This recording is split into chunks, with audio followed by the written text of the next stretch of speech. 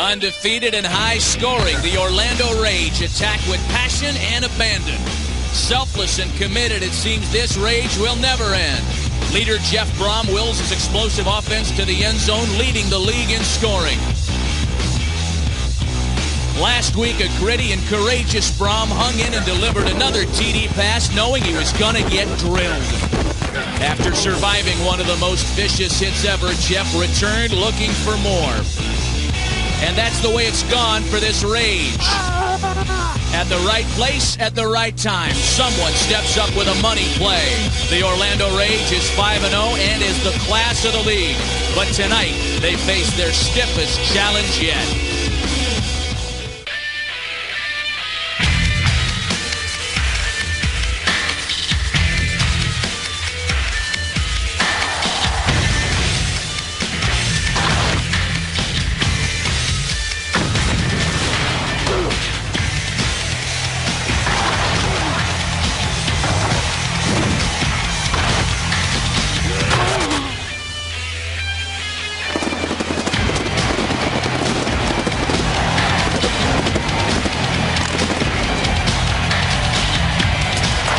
Please welcome your Orlando Rage.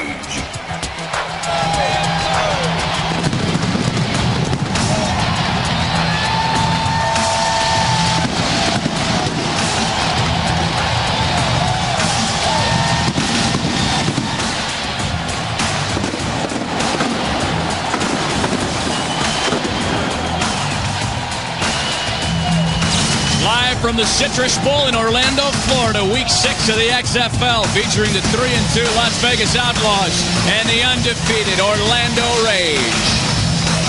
The Orlando Rage are led by quarterback Jeff Brohm, 7 TD passes, one of the XFL's first stars. Amazingly, he'll start tonight after a punishing shot that knocked him out. Jeff Brohm paid the price for that one. My first reaction was I was shocked, stunned, dazed, confused, was kind of in another state of mind. I saw his head one way and his body, and I'm like, oh goodness. You know, his nose was out the side of his ear hole, and I was like, man. And his helmet was halfway off his head, and he was just laying there. I don't know if he was breathing or not. The concern is for quarterback Jeff Brohm. So then they had to take him to the hospital to get the x-rays, and once those came out okay, then I was able to come back to the field with a neck brace on. For a guy to take a hit like that and then come back on the sideline and cheer his team on, that really was touching. You know, I'm getting goosebumps now thinking about it. Jeff Brohm, how in the world are you starting this game tonight after taking that hit just 6 days ago? Well, let me answer that question by asking you 2 questions. One, is this or is this not the XFL? Yes, it is. 2, do I or do I not currently have a pulse? Yes, I do. Let's play football.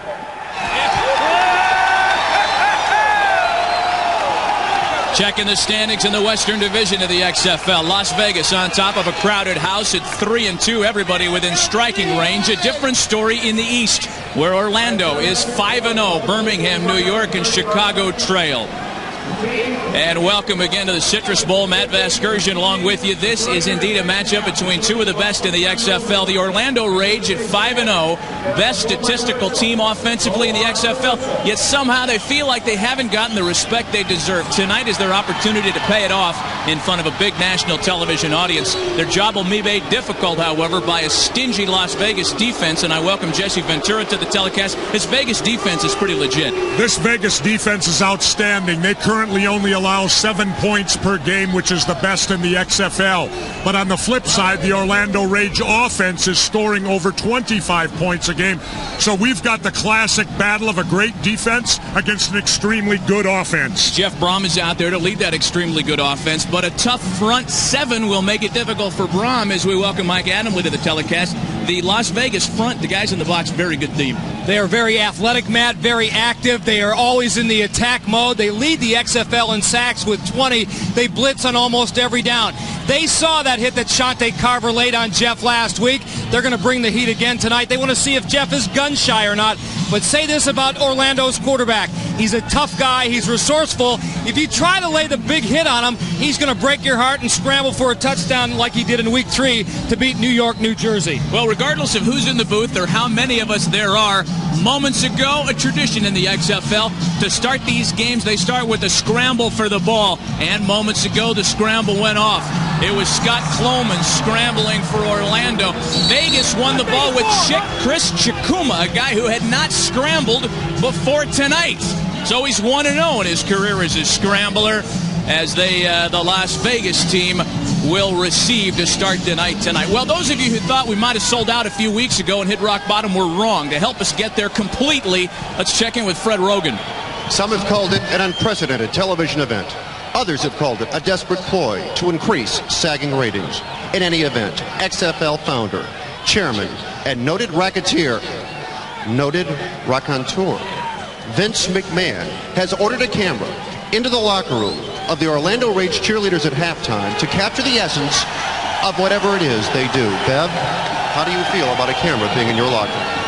I think it's great. They bring the cameras in the players' locker rooms. It's time they brought them into the cheerleaders' locker rooms. We get in there, we just get comfortable, and we want to take off them. Don't tell them about that. Well, I guess you'll have to see. An anxious nation awaits. Hey, Fred, hang on a second here.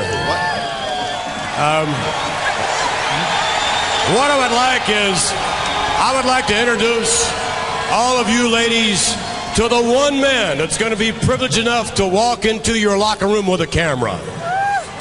And here he is. His name is Bruno. Say hi to the girls, Bruno. Hi, girls. Have fun.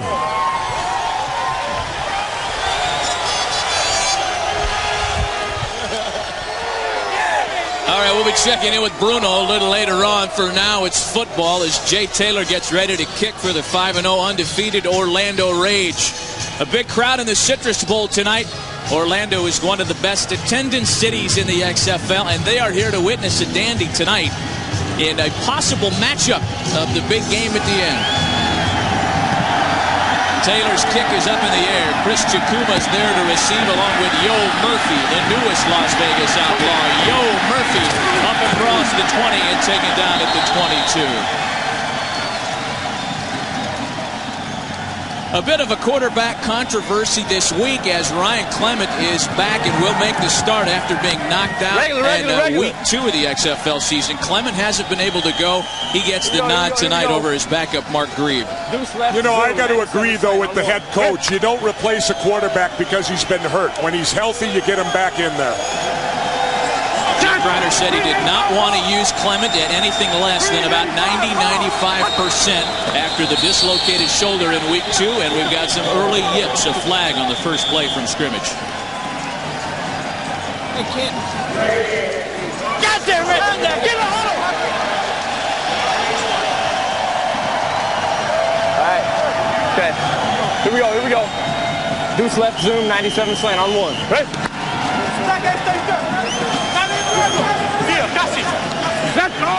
As if the shoulder situation wasn't bad enough for Clement before the game tonight, he jammed his little finger on his throwing hand. They're going to try to establish the run like that all night. He hate me. Rod Smart up the middle for a gain of 4.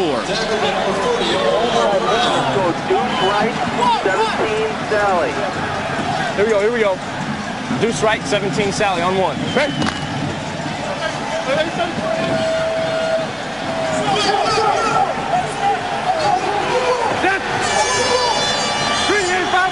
Second and 10 as they're back to the original line of scrimmage.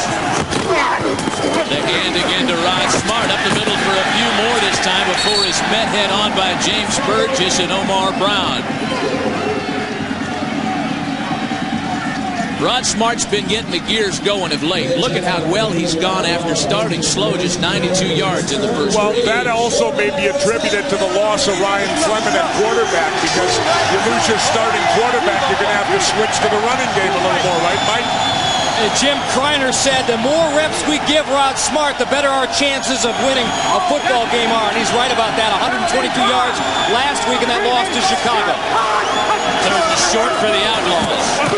Clement on the run. His His first pass is completed. It's a first down for Vegas. Nakia Jenkins on the grab. He doesn't look rusty tonight, Ryan Clement. One of the other reasons he wanted to get back, he saw the potential that Mark Green had. Mark was a little rusty. He threw a couple of picks last week. Right, 7 waggle snake, first down. Ready. But he realizes that if he doesn't do the job tonight, Kreiner not afraid to pull him and put Grieve in the game. Play action to Rod Smart. Airs it out again, and it's complete. Yo Murphy, who joined the Vegas Outlaws just last week and grabbed 2 touchdown passes, another first down for the Outlaws. And Yo's a very talented player. He's got a lot of speed. Here you see Yo going out, fakes inside, makes his move to the outside. Clement puts the ball right on the letters. Beautiful play. Jesse, I think they can do that all night long, providing Clement gets time to throw. Vegas across midfield now.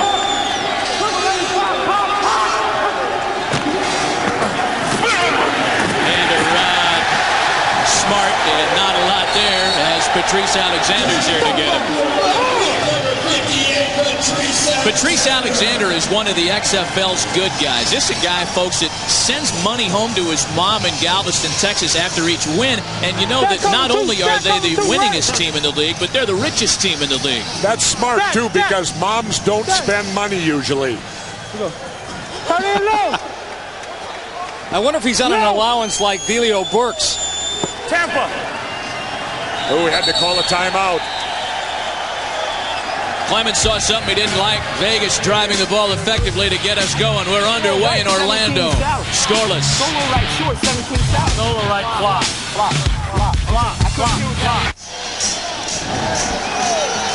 You know, his teammates are still talking in reverential tones about Jeff.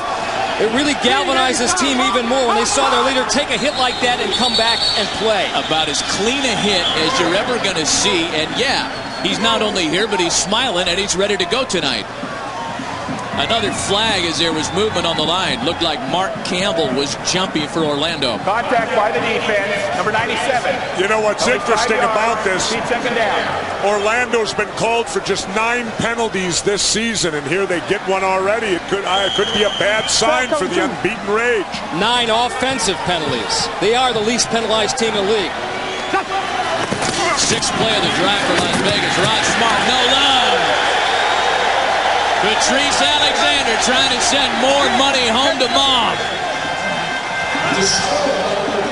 Patrice Alexander brings up 3rd down. Get him your feet for There you see Alexander coming in from his linebacker position, and Rod Smart don't like getting hit like that. That was a one-on-one.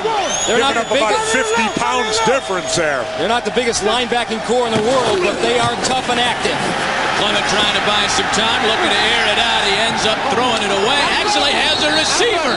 Nakia Jenkins in a textbook broken play. Now Vegas can't do anything wrong on this drive, fellas. And give Ryan Clement all the credit in the world for keeping this play alive. He wasn't throwing that ball away. He saw Nakia all the way. And the other thing the DBs better learn, don't give up on your receivers. Clement did not run right there. Oh, they're calling it out of bounds. He stepped out earlier as the referees call, so therefore he can't make the catch. Vegas now forced to punt. Skinny Culver back to receive the kick of Paul McCallum. McCallum averaging just 37 yards a punt this year. That's a dandy as he hangs it near the goal line. Skinny got to run it out. And Culver's wrapped up. Joe Tuipala makes the tackle for Vegas. Orlando pinned deep in their own territory for their first possession of the night.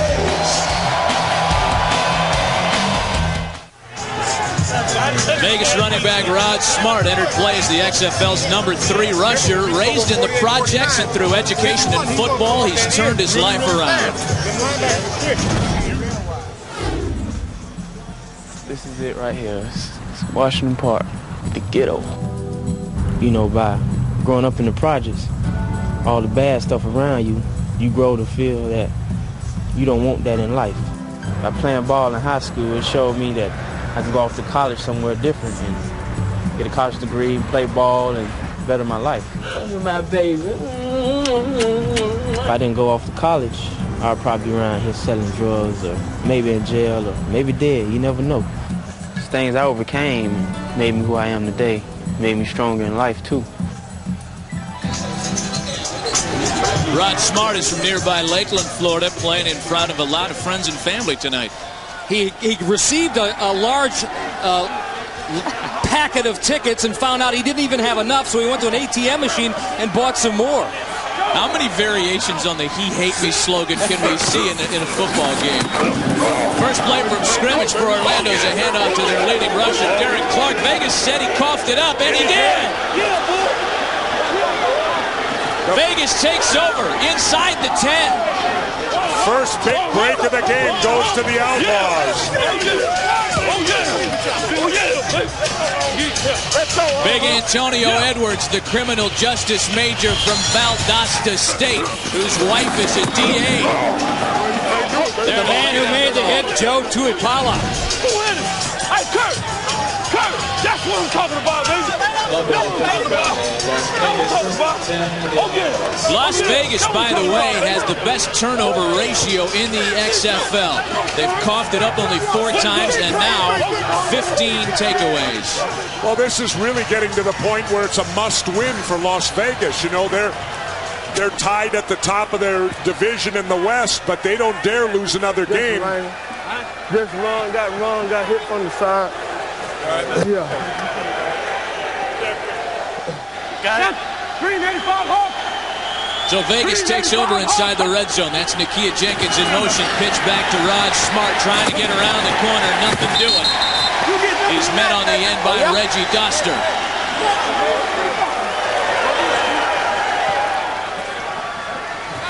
The Vegas offense, guys, it should be pointed out, is last in the league in total offense. This group is averaging fewer than 200 yards a game. So a turnover deep in enemy territory, that's just a big gift for this club. And part of the problem has been the instability at quarterback. Ryan Clement in his first game in several weeks. After the shoulder separation out to Smart, this is just as good as a running play.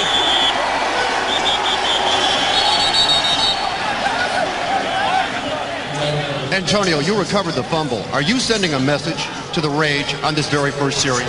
No, we left the lights on last week. And tonight, it's lights out defense. Everybody. We just left the lights on and we appreciate it. Antonio Edwards. We didn't answer the bell last week. So we got to answer the bell this week. He's talking about the 15 unanswered points that Vegas yielded to Chicago in the second half last week that cost him $2,500 a man. Matt, another critical penalty against Orlando. They're the least penalized team, but there's a lot of flags. Penalties and turnovers, they can't afford that tonight if they want to keep an unblemished record. Brown 324 Hawaii. Brown 324 Hawaii. Clement trying to pass it on third down. Steps into the seam. Touchdown, Vegas. Give it to him. Ben Snell out of the backfield with his second touchdown of the season, and Vegas is the first on the board tonight. That's me, baby. Now we'll see how they do on the extra point. They're 4 of 10 this season right now, Las Vegas, 40%. Here we go. Jumbo. He was effective in week number 1. He has been even more so here in his comeback. Ryan Clement showing all the poise that you need at that position. 385 Hawk. 385 Hawk. Snell and Smart in the backfield with him. The hand is to Rod Smart trying to dance his way into the end zone, and not so. The conversion no good. Derek Clark, that one's on you. What are you going to do when you get the ball back? Hey, that's happened to the best of them. All I got to do is play ball. That's behind me now. Vegas offense wasn't supposed to be the story tonight, but so far they're on top zip. Out of Orlando's going to stay undefeated and go to 6-0. They're going to have to come from behind to do it tonight. But you know, Matt, they're used to that. Just about every game they've been in, they've been from behind. I talked to them in the locker room. They said they don't panic. Just an early 6-0 deficit tonight. Brian Shea returns the kick of Paul McCallum. Up the middle and across the 25-yard line. That's where Orlando takes over on offense. But Jeff Brohm really didn't have a chance to start much in the Orlando Rage's first offensive possession tonight. Going to pass it on his second play from scrimmage, and he's got a man, Diallo Burks. Across midfield, a first down for Orlando. And the Vegas defense for being so good didn't cover well on that play as Burks goes flying down the sidelines, catches it, beautiful grab. Diallo Burks had a big week last week, 125 yards, including an 81-yard TD. First and 10 at the 50. Derek Clark still out there at that tailback spot, gets back to the original line of scrimmage before he's met by the veteran Kurt Gavayan. Let's go, bro. We talked to Derek Clark yesterday, and I'll tell you, he's one of those guys that's getting really nice and used to that extra $2,500 in the paycheck as his team is 5-0. And he's got a lot of responsibilities. This is a man with 6 kids. On one, ready? 6 kids. How can he be old enough to have 6 kids? I don't ask those types of questions, Jesse. He told me he had 6 kids. That's all I wanted to know.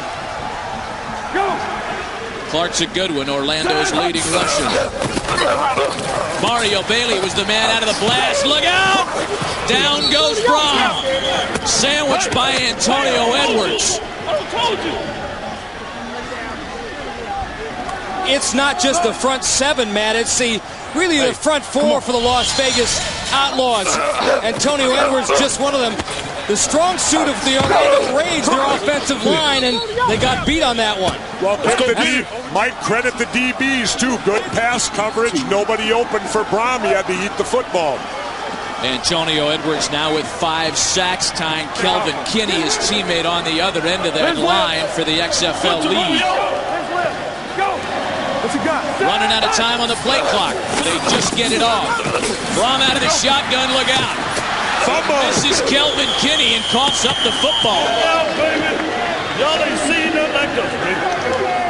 Y'all ain't seen nothing like this. That offensive line has become rather porous here as we're in the midway point of the season. What's unfortunate for Orlando, number 66, Dan Collins, is their most efficient offensive lineman. He's the guy who broke down last week, allowed Shante Carver to tackle Brohm and make that unbelievable hit. Yo Murphy grabs the punt. He's across the 30. Misses a couple of tacklers and gets knocked down at the knees, down at the 34. 42-yard punt, 12 on the return. There is the aforementioned offensive lineman. And nobody felt any worse, maybe not even Jeff Brohm, than Dan Collins after he missed that block last week. It is a lonely, lonely feeling. And another flag on the play. What was that we were saying about Orlando being the least penalized team in the league? What's going on tonight? That's Rod Smart down on the play. That's a guy who Vegas just cannot be without, period.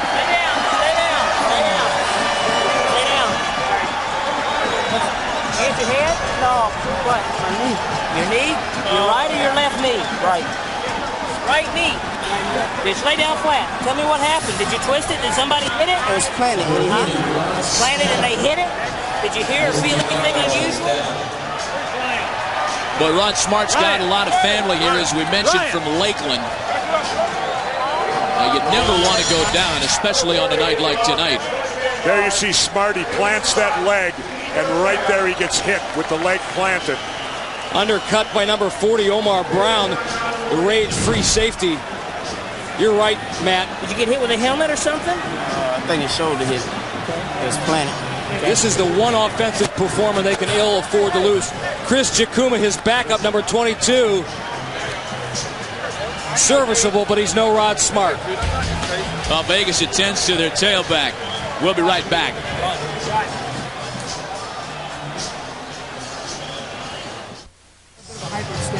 Now Vegas still attending to their fallen tailback Rod Smart, who was able to get off the field under his own power, and we'll check in with that situation shortly. I'm trying to go back in the next play.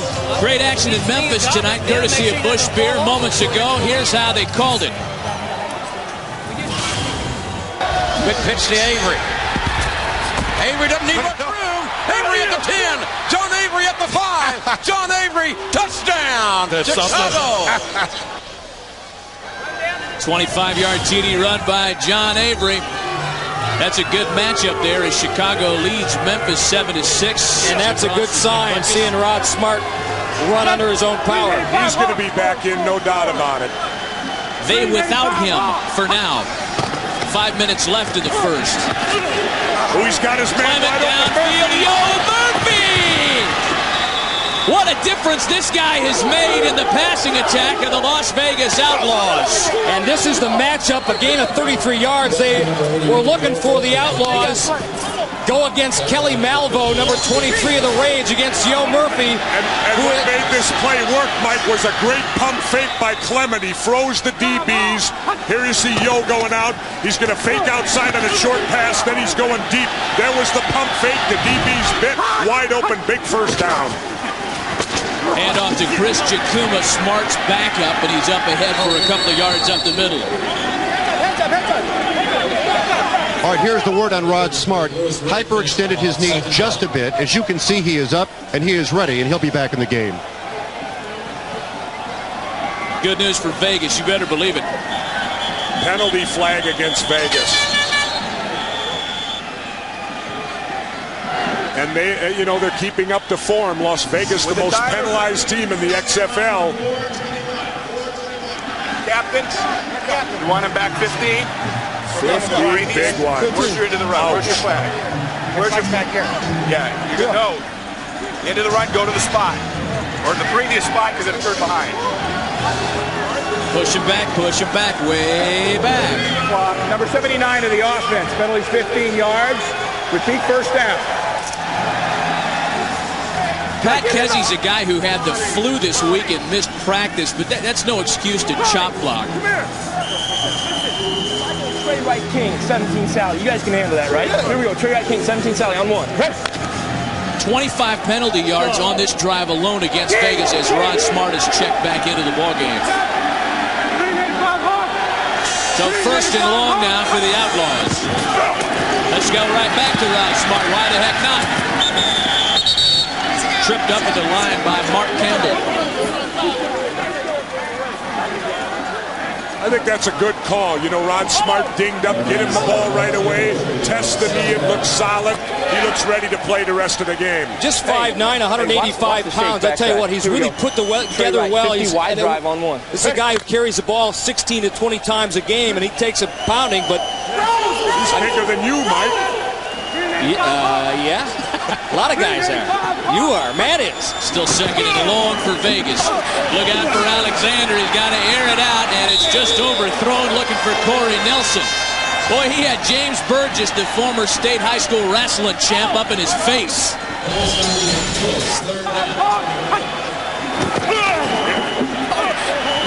James Burgess was one of the guys that survived Hurricane Andrew in Homestead, Florida. He's another Floridian playing with the Orlando Rage. His story is really a harrowing one. He had 13 people in a little house, and they were going room to room looking for shelter.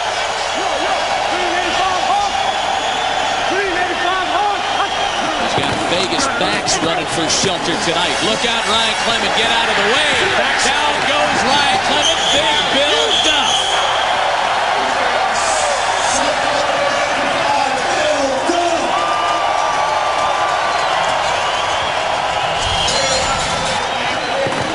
Clement dropping back, has to scramble. Here comes Duff from the backside and gets him. He's lucky he held on to that football.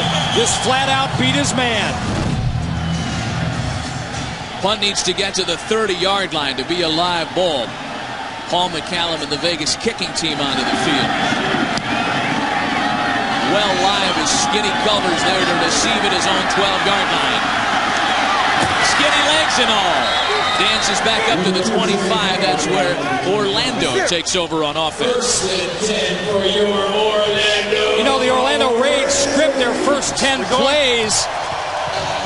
They've been interrupted so far. It'll be interesting to see what they do in this next series. Let me interrupt you, Mike. Tune in tomorrow to catch more XFL action at 4 Eastern on TNN. The New York, New Jersey Hitmen face a difficult road test as they travel to the hellhole to take on the Demons and their top-rated San Francisco passing attack.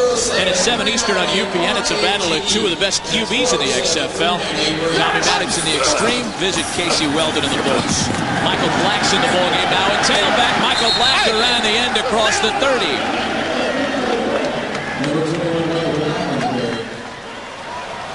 Chicago's opened up a 4-point lead on Memphis now after a first-quarter field goal. Las Vegas talking about leaving the lights on against Chicago. The lights staying on for Chicago tonight. It's given them a big lift. You know, Chicago was a team you were giving up for dead, and now they're coming back after beating Vegas last week. Well, you know how that is. Since Adams is from Chicago, he can't be too much of a homer. You got to hammer that team more, right? Michael Black once again trying to get around that same corner. You know, these backs with the Orlando Rage, they have an unusual situation. They rotate themselves. Running back by committee, Derek Clark, the leading rusher with 26. It's interesting, they average of 132 yards per game on the ground, but no one back has gained 100 yards by himself. They like it that way, except when they get hot. Then they don't like to pull themselves. And most of these guys have been with Galen Hall for a while now. He has all kinds of confidence in them. They substitute themselves in and out of the ball game. Michael Black, high back in there now, probably their best receiver, going north and south this time. 3 straight carries by Michael Black as we're in the waning moments of the first quarter.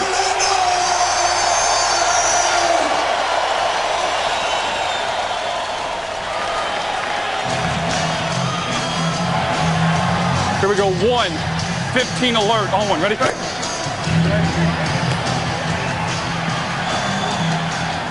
Orlando trying to get it to the 48-yard line for a first down. Again, it's Michael Black. Play action to him this time. Brohm with a little time. Look out for Antonio Edwards. He finds Mario Bailey. Super Mario brother down at the 45. Too fast. I got you. Brohm making time for himself, utilizing that good receiving core as Orlando tries a drive. End of the first, 6-0 visitors. Yikes.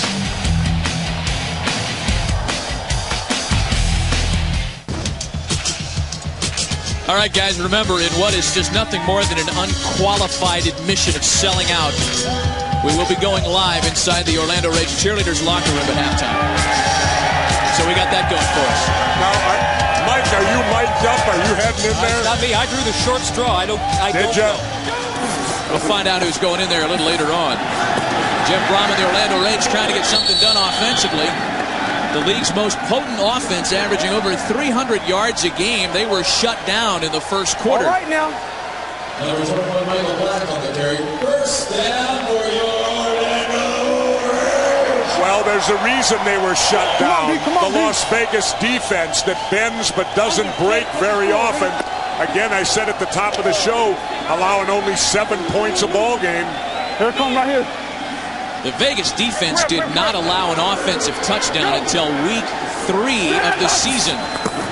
Diallo Burks out of the blast. Brohm looking for him in the corner. He's got Mario Bailey this time. Bailey makes the completion. First down, Orlando. And if Jeff Brohm was feeling any ill effects from that Shante Carver hit of a week ago, he has not shown it tonight. He has kept his poise, throwing the ball in a frozen rope. Jeff Brohm, 3 of 3 in the air for 50 yards. Shut up. 0-14 bounce on one. Ready? 0, yeah. 1. Go. Inside run. Michael Black. Hand is to Michael Black. Trying to get inside. Nothing doing as Mike Crawford there to wrap him up for a loss. TCF. Ball. That Las Vegas defense, you mentioned it, Jesse, they're so active. Their linebackers are great, too. Gavea, number 54, Tuapalo, number 48. I'm amazed how fast Gavea is for his age. The guy can move out there. Still young legs on number 54. 2 Super Bowl rings. He was drafted in '86. Still out there doing his thing. Doesn't need the money, playing for the love of it. He's been something of a mentor for the rest of the linebacking core. Joe Tuapalo in particular. He's got 5 tackles already tonight, and we're barely into the second quarter. Play action. Brohm airs it out, and that one's incomplete. First incompletion of the night for Brohm. He was looking for Mario Bailey. Third down. Gun. Go H1 tray, 60 smash, Z under. No gun. H1 tray, 60 smash, Z under. On one. Ready? 60 is the protection, smash is the route. The Z receiver runs the under route. Kevin Swain and Mario Bailey, the 2 guys he's looking at, is complete. He's got Kevin Swain and some running room. Big Kevin Swain down to the 10-yard line. A gain of 26.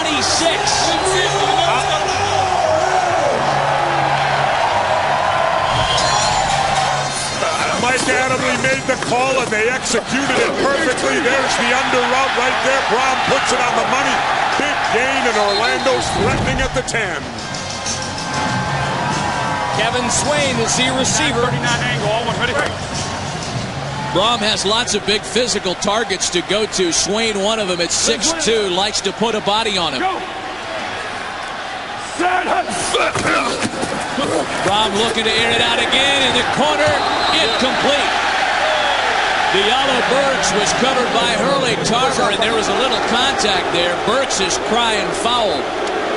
They're crying foul. The fans don't like it, but there's no flag on the play. A little bit of face guarding there, but he got by with it. Referee didn't make a call. What we couldn't see is what Hurley was doing to his hands.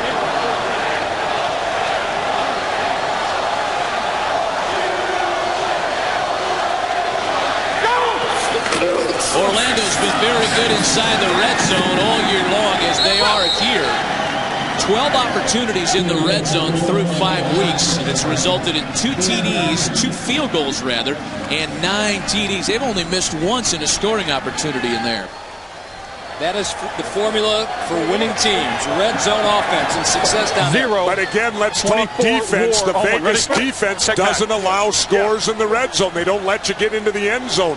They'll take a field goal anytime. 12th play of the drive for Orlando. Play action to Michael Black. Brohm's got to move. Here comes Gavea, the old man. And it's touchdown. It's caught in heavy traffic.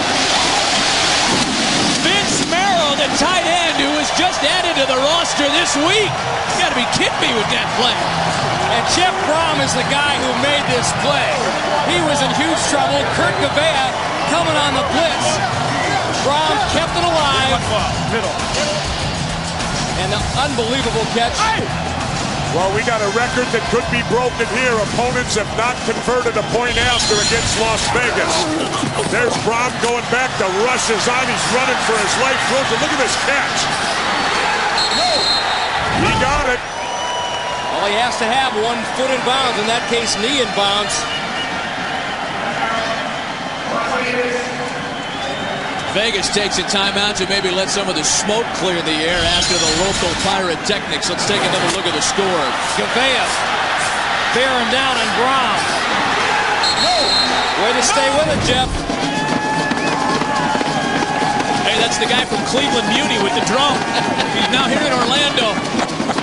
He's moved south. Why not? It's warmer down here. He's got everybody's autograph on his helmet.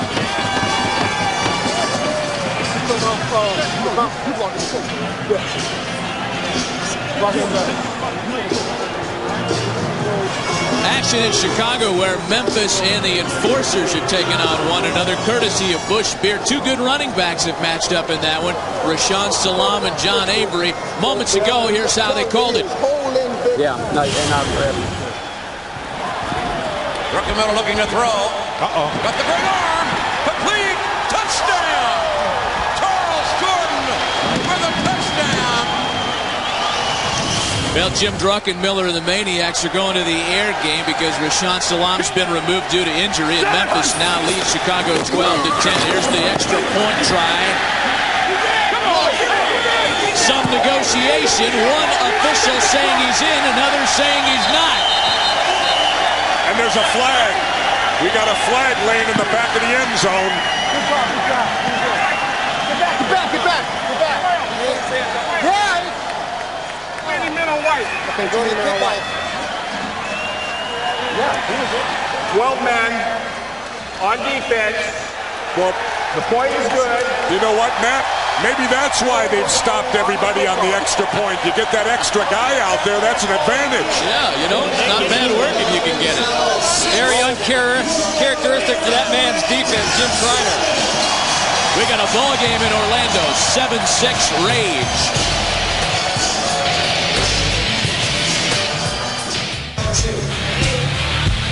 Home team is taking the lead.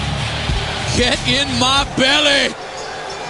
Look at that cat in the middle, man. He's big. He's big enough to wear 2 letters. I think he does have 2 letters.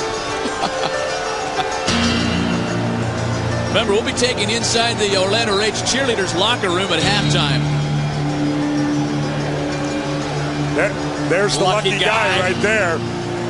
Bruno. Bruno's claiming he's not nervous. I think he's got diamonds trickling down his pant leg right now. Chris Chikuma ready to receive the kick.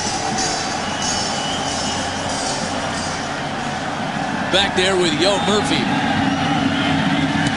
Jay Taylor's kick is up. It's a good one. Yo Murphy will start it from his own end zone. Oh, he's crossed the 20 and he's got a seat. Kicker to beat. Just Jay Taylor and he gets past it. Go, Yo! Go, Yo! Tripped up at the 30-yard line.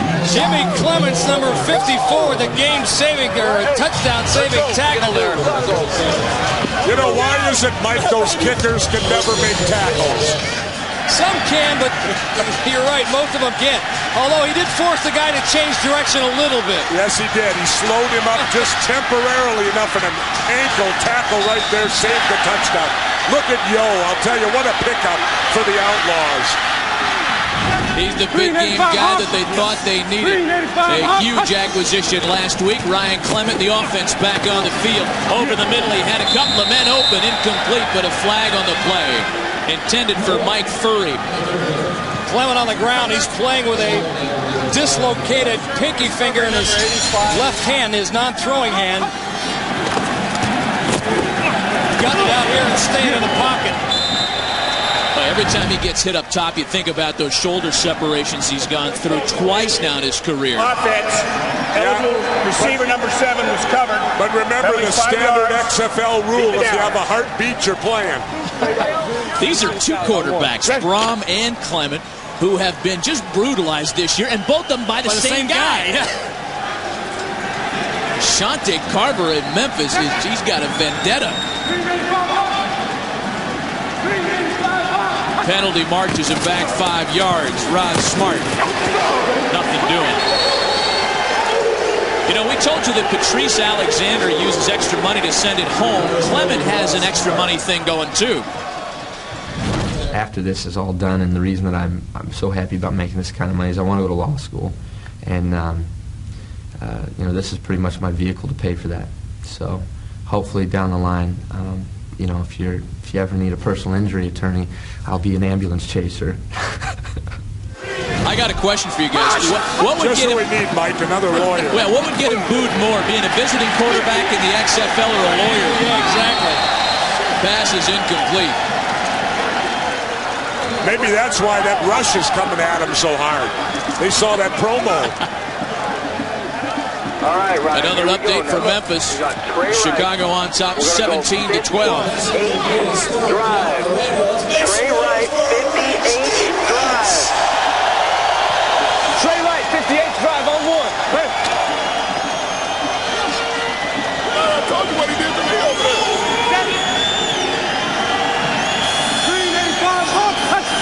3rd and long for the Outlaws. He's got a good pocket, plenty of time. He finds Rod Smart. Smart trying to put the moves on one man. Kevin Malvo, he loses the football, but grabs it again. Nice play by Rod Smart. He coughed up the football, but had the presence of mind to hop back on it.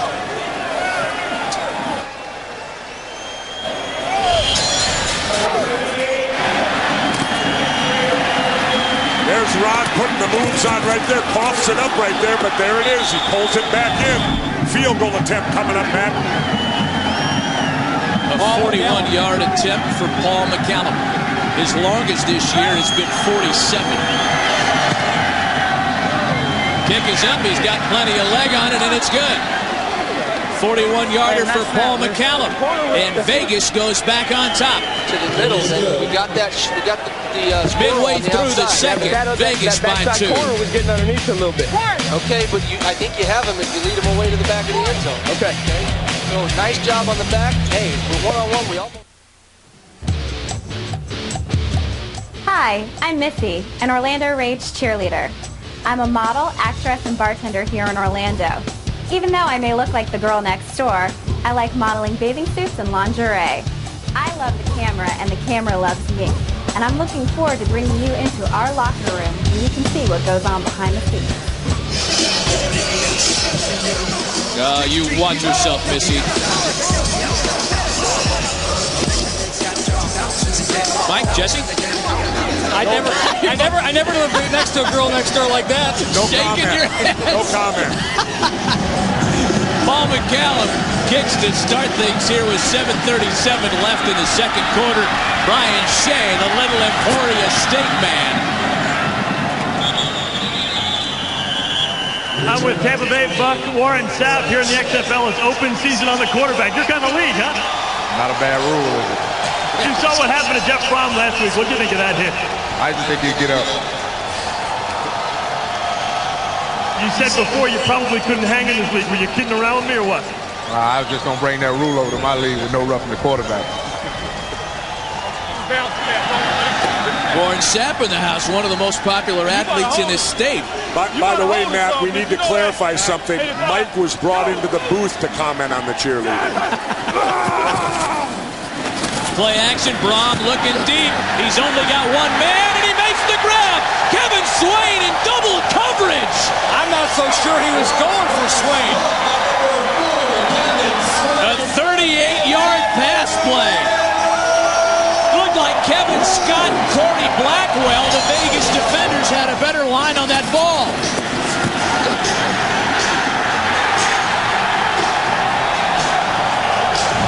First down. 0-14, first down. Ready? 2 receptions, 64 yards for Kevin Swain. And Brian Shea in the game, number 20, to get the ball on this play here. And as the Shea, little hole up the middle.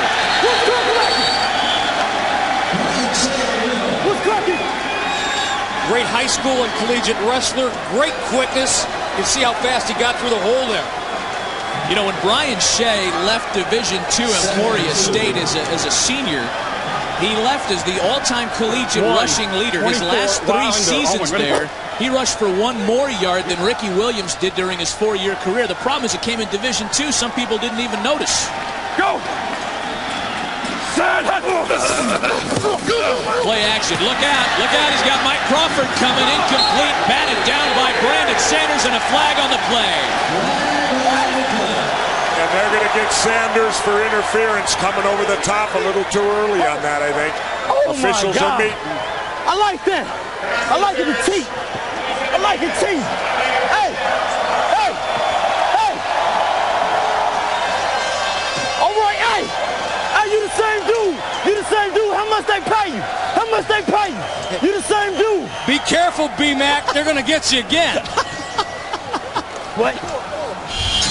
How much they paying that dude? Here's something you can't teach a quarterback. You have it. You're going to feel that pressure on the backside. Brohm felt it. He knocked him on the back of the head. What's he complaining? He knocked him out. Brohm in a heavy rush. Steps up. He can run a little bit. Oh, and he pays the price. I'll tell you what, his kid is tough. He better be tough, because if you're going to scramble against the Vegas defense, they're going to make you pay. They don't lay just one helmet on you. They'll lay 2, 3, 4.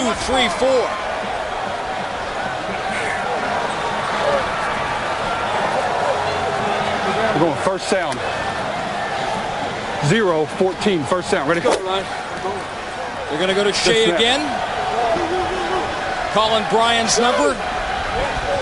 Brohm is unafraid to run it himself if he has to. There's Shea up the middle. The little man gets into the touchdown zone. Ryan Shea's third touchdown of the year. Orlando goes back on top. Well, it was Brian Shea who told me in the locker room they don't panic when they get behind. Well, Division II, Division III, Division 1A, XFL, this kid can play in just about any league. Look at the arms on him. Emporia State represent. Love this guy. Those are some serious guns, Jesse. They are. The extra point attempt. Hang it into the corner, and it's good. 7 points on the touchdown and conversion. Diallo Burks makes the grab.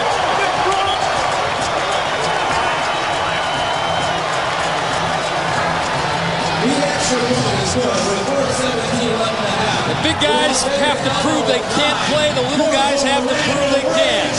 This one is living up to its expectations.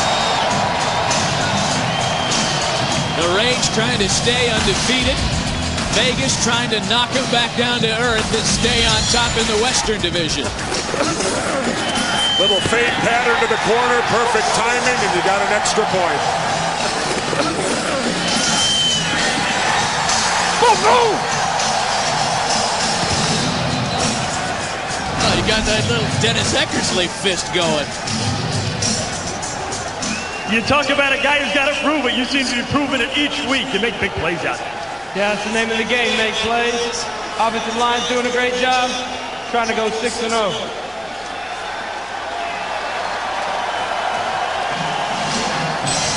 That man, Coach Galen Hall, has not cracked a smile at any point along the 5 wins this year, and he said no talk of undefeated season until we get to 9-0. I know why he's not smiling. He's worried about Yo Murphy and this kickoff coming up. Murphy almost sprang one on his last return. Jay Taylor catching it to squib on the ground. Joe Tuipala picks it up. The linebacker rambling across to the 42. Getting to realize one of his fantasies.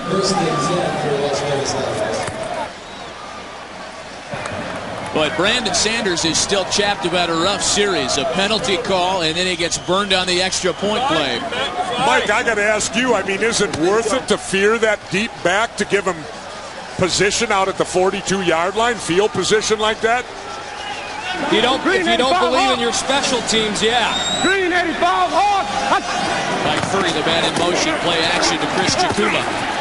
He's got his tight end, Ricky Brady, who gets hammered, incomplete, and no flags on the play. Low. I got you, Chris, I got you. Brandon, tough series for you defensively. Called for interference and then beaten on the extra point. Say what? Beaten on the extra point and called for interference in the same series. Oh man, I don't know how much you guys paid that dude to make that call, but you know they got me on the fade. That's cool. They got one, but let me see number 81 come around my way one more time. How much you guys pay that dude? Ask Vince that. Listen to him talk junk all night. That pass is incomplete. Looking for Mike Furry that time. And do you sense the complexion of this game changing a little bit? I was just going to say that. Mike, Vegas looks a little rattled out there. They're out of sort a little bit. It's cool. It's one thing to talk smack. It's quite another to lose your cool. Ryan Clement, 6 for 11, 76 yards and a TD. Vegas is 1 for 4 at third down conversions. That one's complete to Chikuma out of the backfield, but stopped well short of a first down as Corey Gilliard upends it. And Vegas and maybe Brandon Sanders inadvertently allowed this Orlando crowd to get back in this thing. A 3 and out by Vegas, and Paul McCallum will come out to punt it once again. And Brandon's going to get his chance quicker than I think he wanted it. That's on inside blitz. Yeah, what happened there? What happened? He just threw it short?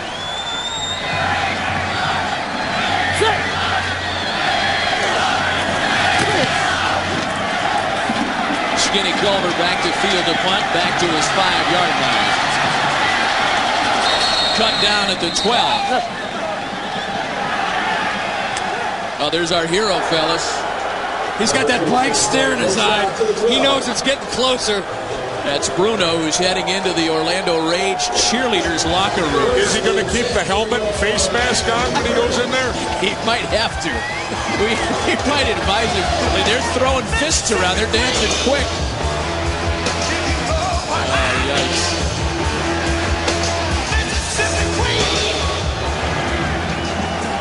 Jeff Brohm and the Orlando Rage taking over at their own 13-yard line. Up by 5. Check. Go! Derek Clark in the backfield with him now, up the middle, and still on his feet across the 20. That's why Orlando loves Derek Clark.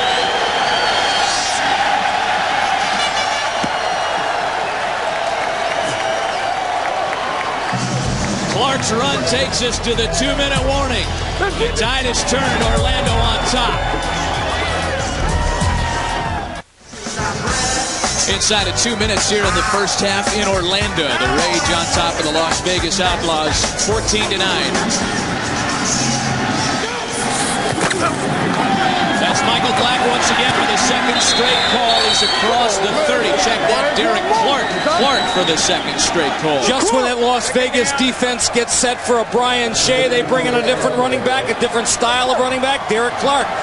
Bigger, powerful, more punishing. First down, 0-14, first down, ready? Clark's number again. They're going to get the ball in the air, though. There's only a minute and a half to go. You can't run at this point. It is Derek Clark. Nothing this time. You can run at me once, maybe twice, but 3 times, and the Vegas front seven's going to get you. Now use a timeout. You got all 3 of them if you want to score. Head to head. Yeah, do that then. Here we go. Watch the ball. Adriano Belli is one of those big hogs up on that front defensive line. He was a #1 draft choice by the BC Lions. He's from Canada, but he wanted to play in the States, wanted to play in the XFL. Go! Third and short. Clark again. Did he get the first down? Didn't look like he got there, and there's a flag on the play.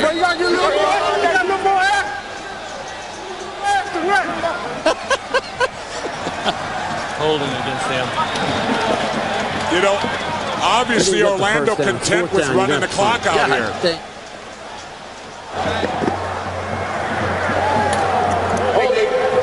87 offense. Penalty is 10 yards from the previous spot. Repeat third down. Jesse, what was that again about the offensive penalties?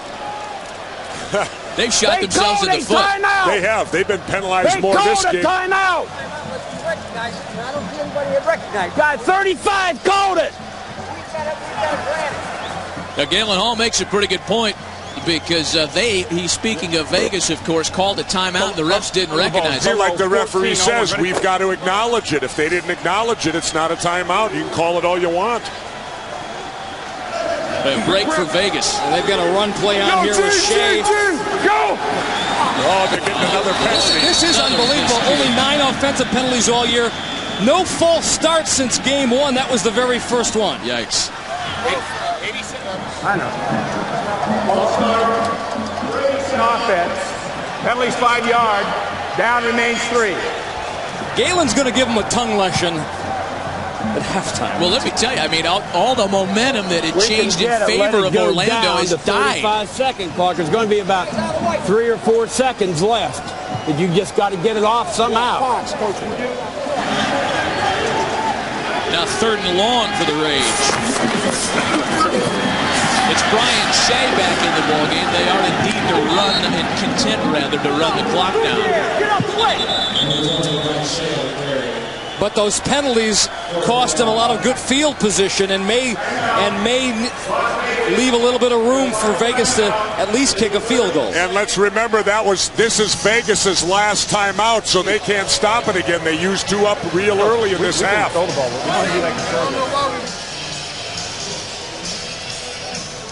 Next Saturday on NBC at 8 Eastern, 5 Pacific, Casey Weldon and the Birmingham Bolts make a trip to the desert as they face the rough and tumble defense of the Las Vegas Outlaws. That's the XFL on NBC next Saturday at 8 Eastern, 5 Pacific. I'll tell you, Jeff Brohm was not happy with that play calling, Jesse. That conservative play calling. He thinks he can throw against this team all night long. He wanted to try to put some points on the board before halftime. 120 yards in the air for Brohm in the first half, and Jay Taylor comes out to punt it away. Yo, Murphy, they're going to give him another chance. Nothing doing.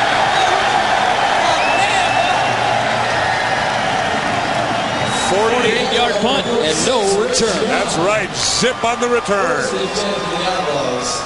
Well, the Outlaws do get the ball back, however, with 24 ticks left on the first half clock. What do you do here, Mr. Adamley? They're going to take the knee. They're going to try to put some points on the board. 25, Nike switch on 1. Red. They're going to try to put some points on the board. I would. Set. Green 85, hop. Green 85, hop. Nike switch must mean put your running shoes on. Nike is the pass protection. Switch is the pass route. Secondary receiver makes the catch. 25. Mike. Clement trying to hurry things up. I think the problem was the clock stopped. Should not have been stopped. Reset the clock to 7 seconds. 7 seconds.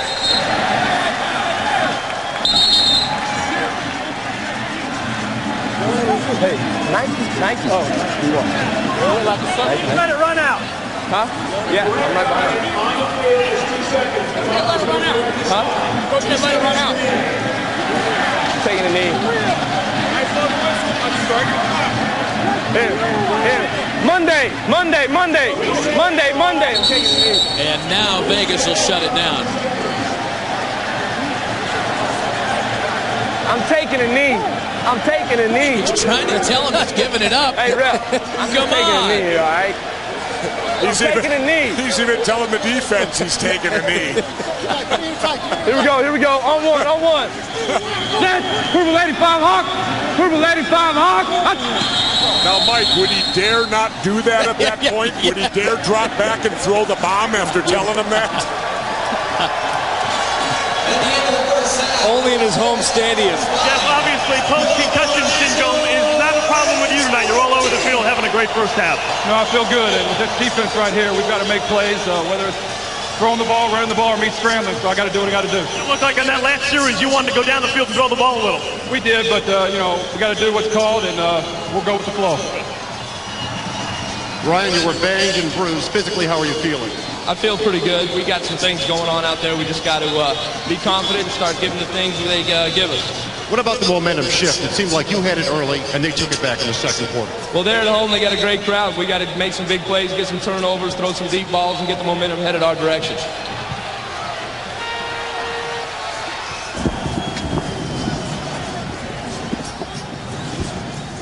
Orlando on top 14-9 as we prepare for the second half kick. Been good offense tonight. I hate him, he hate me, she hate we. Insert your own.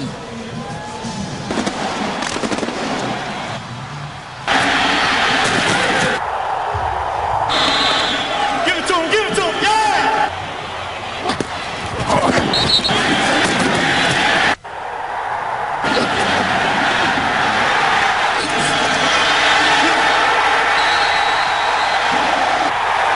Boom! Good job, baby. Way to go. Good job. That's a baby. Good job.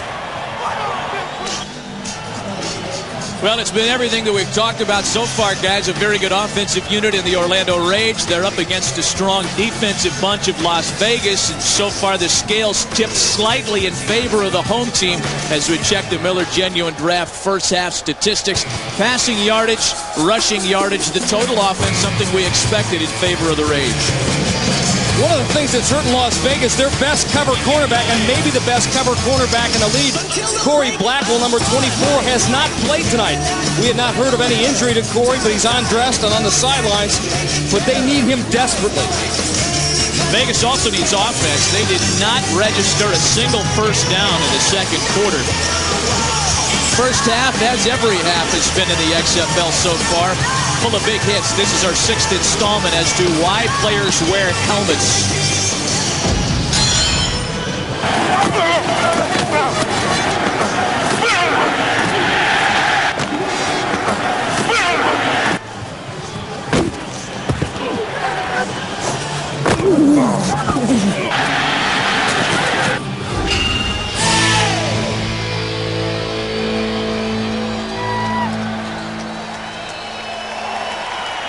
Well, the perhaps road-weary Las Vegas Outlaws ready to kick it away to start the second half.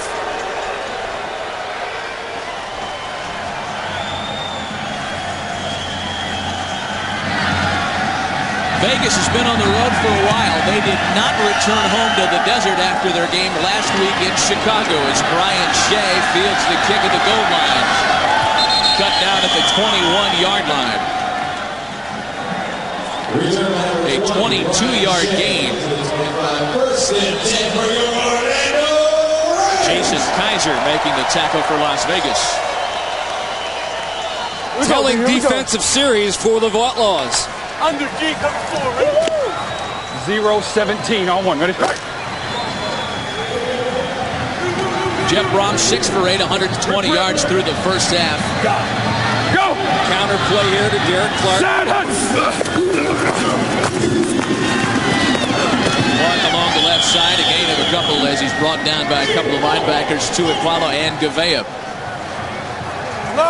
Clark playing much better now. Of course, he had the early fumble that led to the Vegas touchdown in the first quarter, but he's running with a lot of desire right now. Making up for it. Okay. Hey, Galen, that safety is coming down hard. 27 is coming down hard. Yeah, back here. Go! Vegas brings a couple more people up front. Brohm back to throw it over the middle, incomplete, looking for Mario Bailey.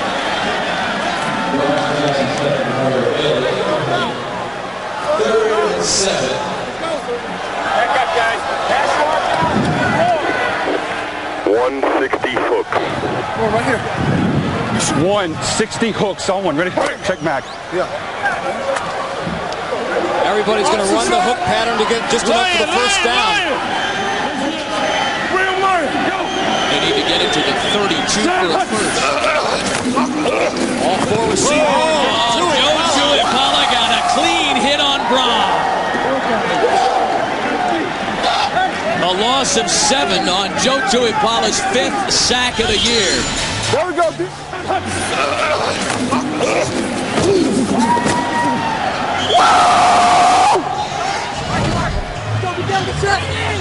There are coaches all over the XFL talking about how Joe Tuipuala might be playing the best single-man defense in the league at this midway point of the season.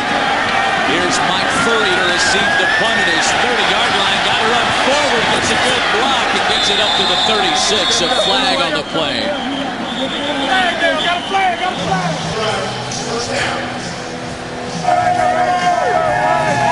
We had a holding call on the return. Fans here in Orlando holding on to him. But still a good series, opening series for the Vegas defense. 3 and out. They needed that. Now let's see if their offense can start rolling, Mike. That man will be the key, Ryan Clement. Green 85 hawk. Green 85 hawk. 8 for 13, 83 yards in the air in the first half. Dumps it out to Rod Smart. A gain of a couple, Corey Gilliard on the tackle. And he's fortunate he caught that ball because that was passed behind him. That would have been a lateral. if you're going to throw that pass, you got to get more than just a yard. On 2. 4 catches for Rod Smart out of the backfield for 20 yards. 2nd and 9 doesn't get it. Green 85 jet. Green 85 jet. Handoff was Smart.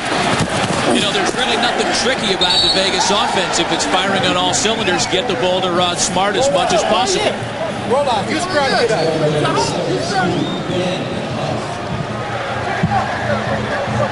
X conquered.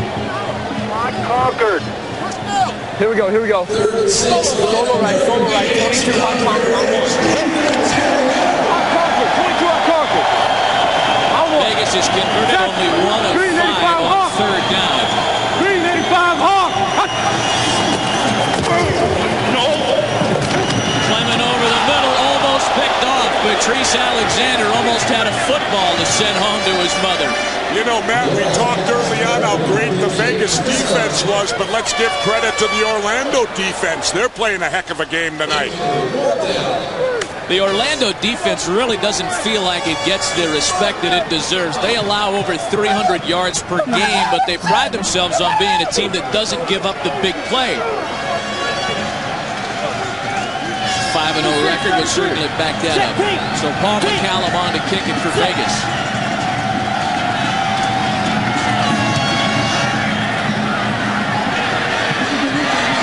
Skinny Culver's there to grab it at the 34. Nothing on the return. Orlando on offense and on top by 5. Well, so far so good for the Orlando Rage en route to staying undefeated and taking their record to 6-0. They'll take over on offense at the 34-yard line. Michael Black in the backfield now dropped for a loss. Kurt Gavea there, as was Antonio Edwards.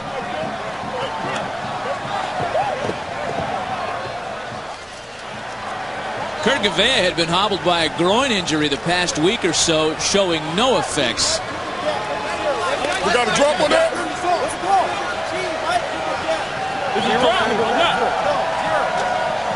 So both of us going, right? Gone to a nickel package. That's one of the reasons why Gavea left the ball game. 5 defensive backs now.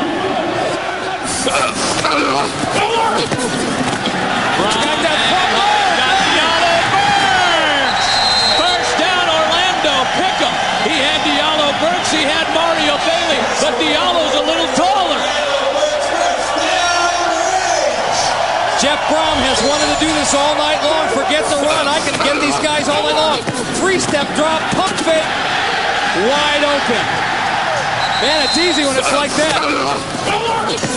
Tarver can't handle him. Cannot handle him. Mike, how do you get 2 receivers within a yard of each other and no defensive backs there to defend? Definite lapse on the Vegas defensive backs on that play. And to Michael Black.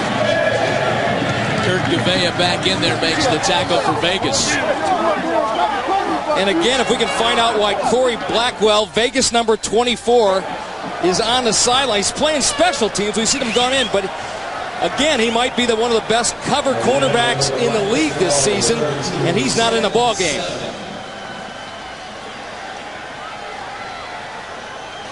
May just be a situation where Hurley Tarver, who's been burned a couple of times, doesn't give up as much height as Corey Blackwell does, and perhaps they're just trying to rotate those DBs into the ballgame. There's a little flip to Black, and another loss on the ground, tackled by Mike Crawford. Always will be. Excellent play by Crawford. Penetrated from the outside, made the stick. You're going to win this one. You're going to win it. There's Crawford fending off the block and a nice ankle tackle. Looks like doing a little calf rope in there. Like that. He's a local guy, popular guy back in Vegas. He's a 4-year letterman from Nevada, Reno. Okay, one tray. All right, all right. Go! Side hut! Brohm dumps it off to Michael Black. He picks up a block and has a first down for Orlando. They are keeping this Vegas defense off balance, throwing screens, running on first down with Michael Black. 17. Here we go. Hey, check it. 0 trips, 16. 0 trips, 16. All one. Ready? 3 wide receivers away from the tight end. They'll run the counter play to the left side. Michael Black gets the ball. Go! Jab step back counter. Black's men head on. Nothing on the ground once again as he swarm tackled. Joe Tuipala in on that one. Right on, William.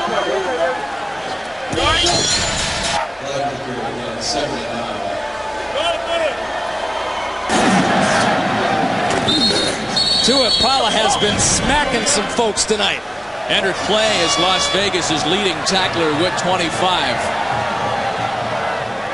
0-14 alert on one. Ready? San Diego State product having an outstanding season. Play action to Black. Look out for the blitz. He gets it away, but it's incomplete. Looking for Mario Bailey. Bailey had Brandon Sanders licking his chops there from that safety spot. Well, they're coming with a hard pass rush, so they ought to do, Mike, those screen passes again. That's the way to get the defensive lineman off your back. Over G, Mike 3, safety in, cover 0. Ready? All right, what we doing? Going up the field? You know, Jesse, you made a good point earlier tonight talking about how the defensive backfield of Vegas has made their front four so much better, but they've been vulnerable tonight.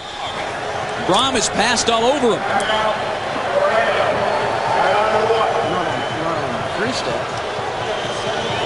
Right? We go 0, 9, 70 corners. What's the H then? Okay. 9. What was that? Was that a shush up because they didn't want us to hear? Come on. Say it. Whoops. 0 trips, 70 smash on one. Ready? Orlando knocking on the door. They're just outside the red zone. Okay. 70 refers to maximum protection. They expect Las Vegas to blitz. They'll look for that middle receiver in a trick formation to be the open man. You must get out of the way of Antonio Edwards. So much for max pressure, huh, Jesse? I'll tell you what, it didn't matter how many people they kept back to block on that one. Edwards shot through there. What a play. Come on, baby. Yeah! Nice little step going there. Yeah, baby! You think he's a little jacked? Second sack of the night. And they're going to try a 50-yarder here, Matt. This would be the longest for Jay Taylor, who, as you can see, leads the XFL in accuracy. His longest so far, 47. Kick is up, and it is wide right. So Taylor's second miss of the year changes the momentum once again. Vegas will take over in very good field position. We told you Chicago went up 17-12 over Memphis. Here's how it happened.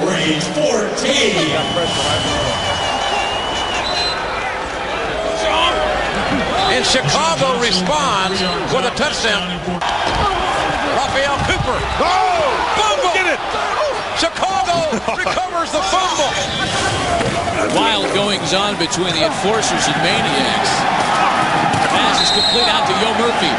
How many times has that happened to the Maniacs this season, fumbling on the goal line? Kurt Gavea picked one up against Rashawn Salam and the Maniacs and went 100 yards. 2 Memphis backs are out of that ball game. And we'll stay on top of the proceedings there for you all night long. Rod Smart right now with only 14 yards rushing. They got to get more than that out of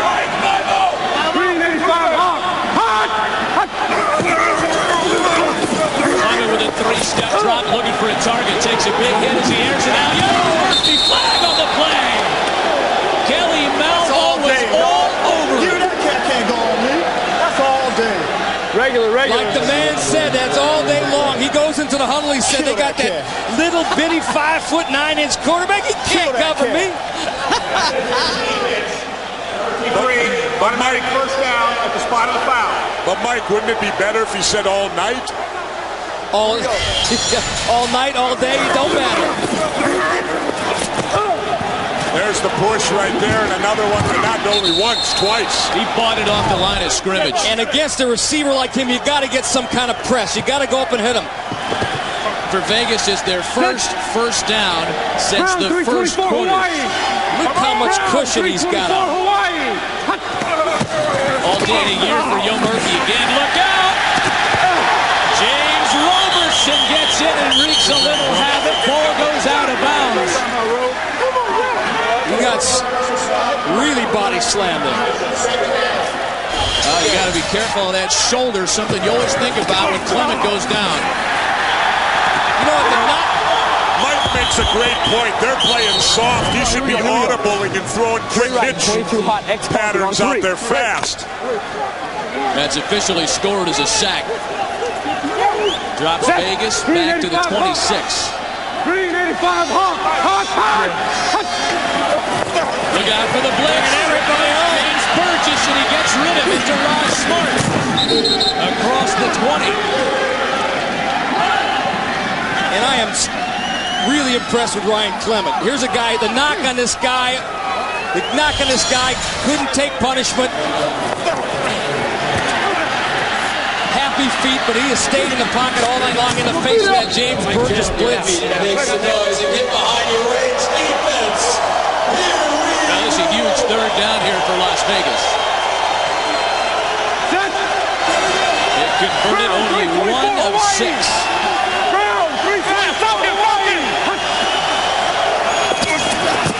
No time, Clement can't get rid of it.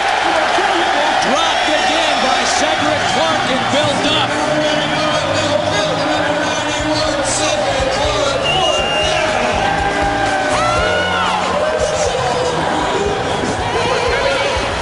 Well, the line collapsed in front of Ryan Clement a couple of times in the series.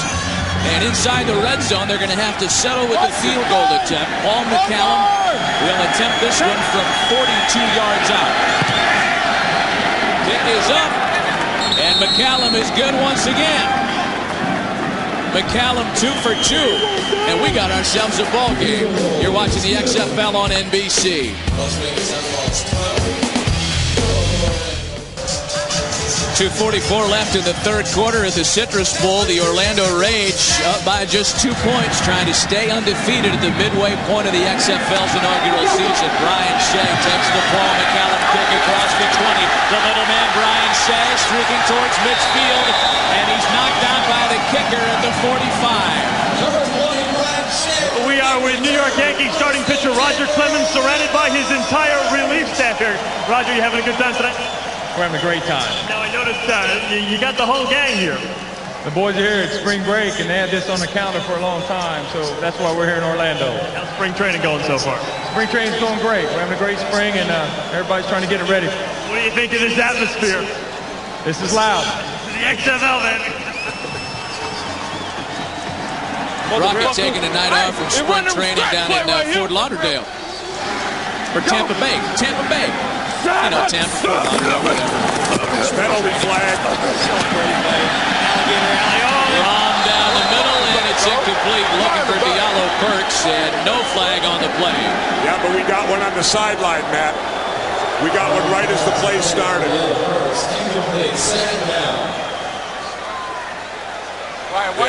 They got a procedure flag. Another offensive penalty. What do we want? What do we want? Hey, what do we want? We gonna push them back? Take them back? Take them back. Back right.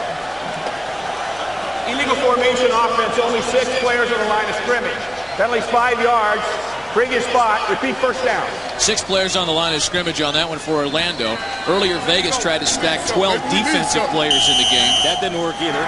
You know, that's some alert refereeing out there, you know, to be able to look at something like that. Okay. What else? Go! Pushes him back to the 49. Diallo Burns out of the last. And then pushed it back to the 45, Matt. I think that's the first time Brian Shea's lost yardage all year. That front four starting to dominate now. Carl Simpson, number 72. These guys, like Orlando's running backs, they rotate as well. They are speed. Yeah, that front four starting to get to Jeff Brohm. 2 hurries, 4 knockdowns, 3 sacks. Go! He's up. They load up, and here they come again. Brohm's got to get out of the way of Mike Crawford, and he throws it out of bounds. Oh, look out. One of the chain gang guys went down. Good defense there, buddy. Come on, buddy. This is the XFL. Pick it up. Gotta play hurt. All right, just fine. Pretty good.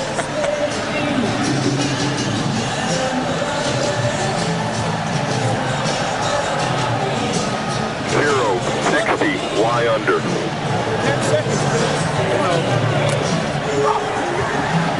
They're running out of time on the time clock, and Brohm's got to spend a timeout. Orlando with just 1 left, and we're not into the 4th quarter yet. Got anything you like? No, that's fine. That's fine. I don't like that. I don't like those. Like route over here and route over here. We'll have to look here. If you have a route over there, forget it. Like I told you, forget it and come back and throw this one. Okay? All right, don't look one side and the other. Look one side and take it. Your check down. Okay. On speed, the guy outside of you? Yeah, it's okay. Okay. Why under? Flush. You got flush? What are you in? Flush? Flush. Okay. Why under? Okay. Flush, 4 wide receivers. Y under, the tight end Y is number 85, Lawrence Hart. He'll run the under pattern. Let's listen. 0. Check swing. Rip. 3rd and long for Orlando. Go. It converted 4 of 8 on 3rd down, but none of them this long, and Brohm's running for his life. Thrown away, trying to get it to Tony Gator, incomplete, and that'll bring the punting unit onto the field. And I would say, gentlemen, momentum has switched to Vegas right now. Their defense is playing excellent like they were supposed to, and their offense starting to move the football. Las Vegas's blitz packages have really disrupted Jeff Brohm and his Orlando offense. Taylor's kick takes a bounce. That's a live football. Gotta get on it. That's through the end zone, though. Oh, did they escape a bullet there? They'll bring it out to the 20, and a huge bullet dodged indeed. Jeff, the momentum has changed. Defense is running you all over the field. Can you feel it out there? Are you feeling this pressure? Yeah, we're not doing too well right now, so 4th quarter, and we got to pick it up. It looks as though you want to open it up a little more. Is that the case? Well, we're just not executing, so hopefully we can get on the same page. Monday. Green 85 honk. Green 85 honk. Vegas takes over at the 20-yard line. Play action to Rod Smart. Clement dumps it off to Smart. And a first down for Las Vegas. Very nasty hit by Ben Huff. Yes, but that's exactly what they want to do right there. Get Smart isolated on a linebacker because he's going to win it every time. Time expires on the 3rd quarter. Give it to him, yeah! Go!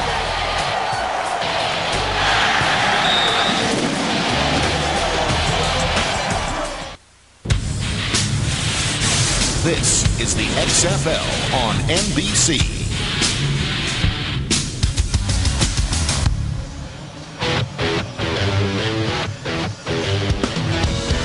Hi, I'm Dana Grimsby, a cheerleader for the Orlando Rage. On Tuesdays and Thursdays, I work as a personal trainer while I pursue a degree in nutrition. I'm a model for Hawaiian Tropic, and I'm currently on the cover of Muscle and Fitness Hers. But on Saturday nights, I let it all go on the sidelines of the XFL.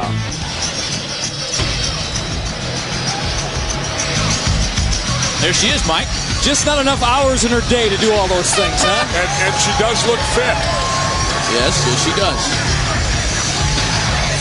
Let me make that Al Pacino noise. Hoo-ah.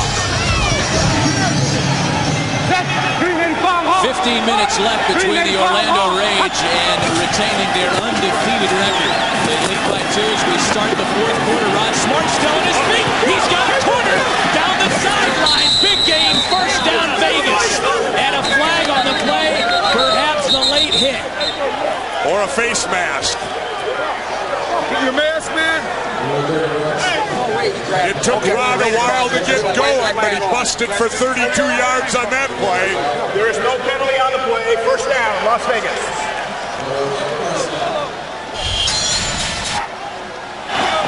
That's one thing about Rod Smart. You can hold him in, hold him on. He's such a tough runner, bouncing it to the outside.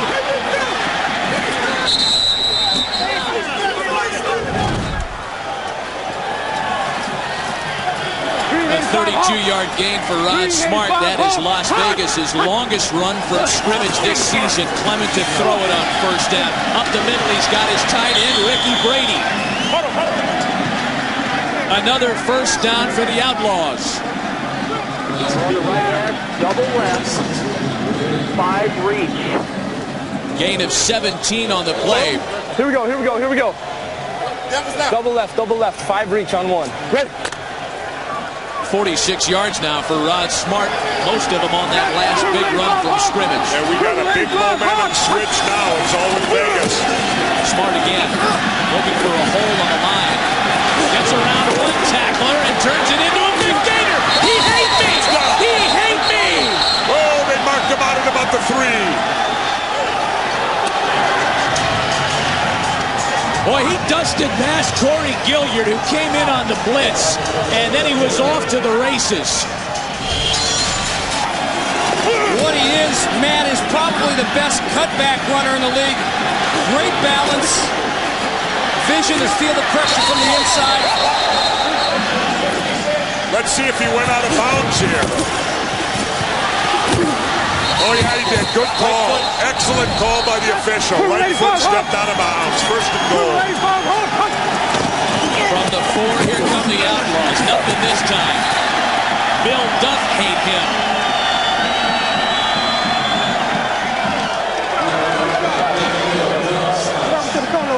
The defense now with their backs to the wall, Jesse. That undefeated record is hanging in the balance. But the positive thing, we still got 13 minutes to go here in the fourth quarter. A lot of football left to be played. And they're not in there yet, man. Ryan Clement leading an impressive drive. There was a loss of a yard on that last play. Ben Snell's now checked in the fullback. Here's Rod Smart up the middle. Down at the goal line. Oh, they're not giving that to him. I got the ball, big man. Ben Huff was there on the stop for Orlando. They've got guys on the right side, Huff and Duff, in an alignment that'll tie our Scotch-Irish tongues in knots. Hey, what's it Duff for Huff? Rick King, 96 slant on 1. 96 slant. Rod Smart's at 100 all through his yards now, 62 on the ground. From the goal line. Comes again. Big loss! James Burgess got into the backfield like he should have been wearing an Outlaws helmet. That play took far too long to develop on that play.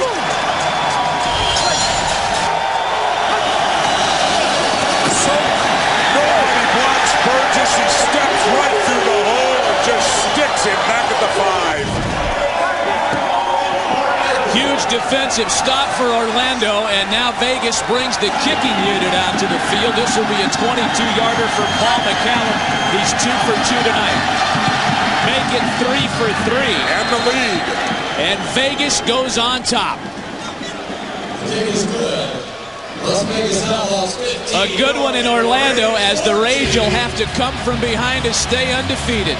Could have been worse had it not been for Mr. Burgess. Rod Smart chewed up a lot of yardage leading to that field goal, but you gave away about 40 tickets tonight playing in front of your family. Where is your family? I don't know where my family at. Y'all stand up, baby. Where y'all at? There goes some up there. For the rest of y'all, hey, come on, baby. Represent Dale, baby. Represent. They don't hate him. A lot more. Got everybody who raises some family members he didn't know. Yeah, right. 100-yard gain. A lot of people want to know a guy after that. Well, the Paul McCallum field goal, his third of the night, lifts Vegas to an advantage. There's a squib kick. They knock it down. It's still being kicked. Follow it around and see what it eats. And finally, it was Corey Gilliard, Omar Brown, rather, that knocks it down and carries it out of bounds. An update from Memphis. Chicago on top by 2 now in the fourth quarter. We could have just gone right over the top. That is a must-win for Chicago if they're going to stay alive. Well, guys, Brohm had a great first half, 6 out of 8, 120 yards and a TD here in the second half, 2 out of 6 for 49.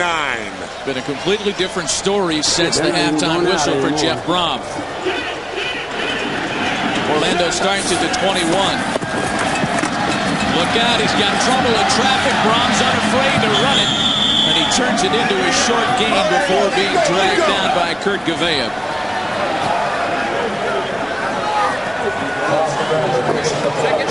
960 choice.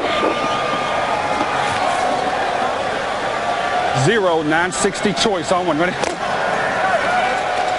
6-man protection. The wide receivers have their choice of what route they want to run. Brohm will read the coverage.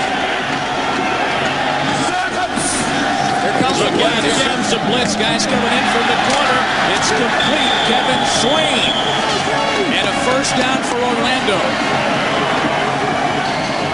And a nice read by Swain. He read the blitz coming. He went out, planted. Brohm got him the ball for the first down. Getting right down to crunch time now for Jeff Brohm. This is a huge drive for Orlando.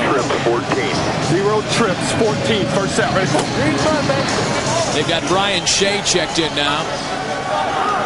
Inside of 10 minutes. And he'll get the ball here. The hand is to Shea up the middle for 3 yards. Kelvin Kenny was there to trip him up initially, also stopped by Joe Tuipala. The last of the undefeated. The Raids trying to go to 6-0. They don't know what it's like not to get the extra $2,500 in their paychecks. 960, 212, wide Mac on one. Ready? Protect.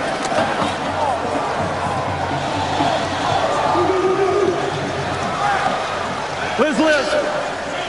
Go. Sad Huts. Pass out to Mario Bailey, who's met head-on by Brandon Sanders.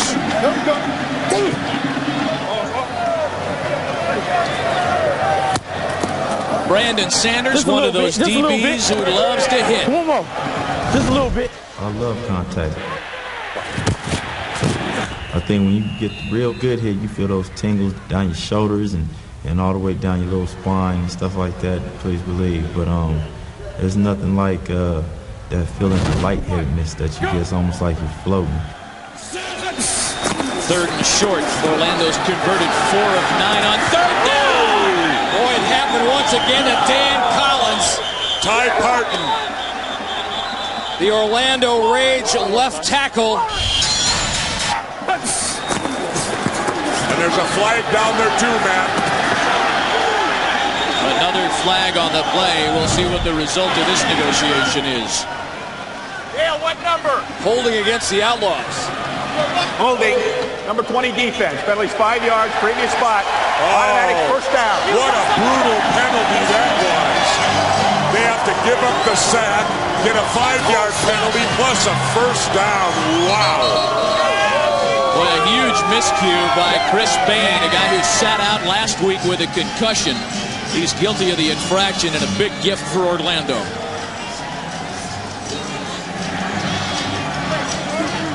Yeah. We were starting to talk about Ty Parton, the guy you see right there who made that would-be sack. He's a heck of a story. This is a guy who tore his ACL on opening day with the Chiefs last NFL season.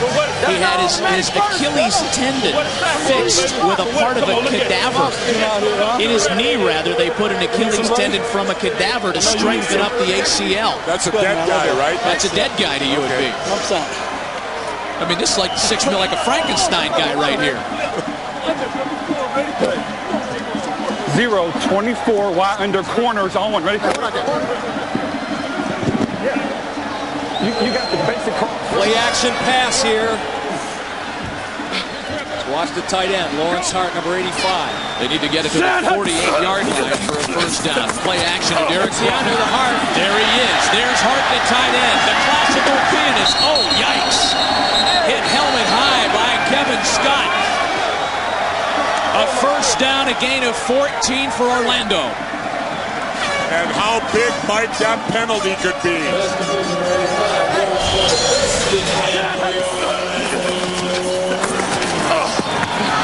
Brohm going to the tight end all the way. Kevin Scott's given up some size on that hit. He was the guy that rung the tight end spell. Just 180, giving away 80 pounds. Go! This is the 6th play of the drive for Orlando. Derek Clark, the ball carrier, up to the 40-yard line. They're saying there's a fumble. Let's see what call we got down there. Vegas claiming the ball popped out. It's Ty Parton, the guy with the cadaver tendon in his knee, who's doing most of the talking. Second down. Am I making you sick by telling you that story? You're giving me a look like that's just completely disgusting. No, I'm laughing over it. I'm looking to see if he's got those little knobs in his neck. I'm getting flashbacks from my days as an orderly. Go! Brohm back to pass. Heavy rush once again. Got a man in the corner, but it's overthrown. He wanted Diallo Burks. And Vegas was blitzing all the way, and they caused Brohm to release that ball way sooner than he wanted to. Vegas has dropped Brohm 4 times tonight. I'm going to punt him back. That's right. Hey, let's go. What do you want? Not only have they dropped him, Matt, but they've hurried him how many times? H1 tray, 60 double drive, H corner on one. Ready?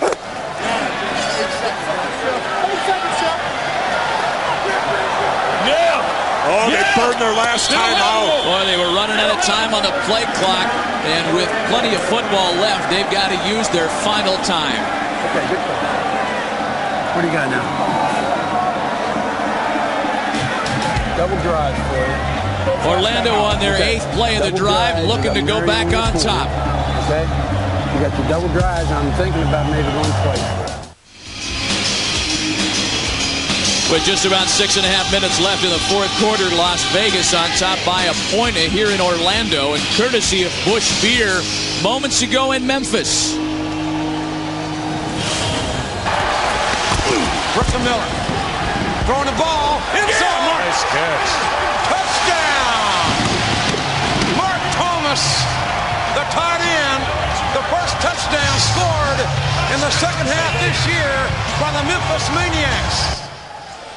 Jim Druckenmiller having a big game, 21 of 31. He started the season as a backup, and Memphis leads Chicago by 5. Zen 0 snug, 60 burst on one. Ready? Yes, sir. Yes, sir. Hey, alert, alert. A big 3rd down play here for the Rage. Let's K2. Go. Side hunt. Brohm with a bunch of targets. He finds Diallo Burks, a first down and more. Burks still on his feet. Run out of bounds at the 18.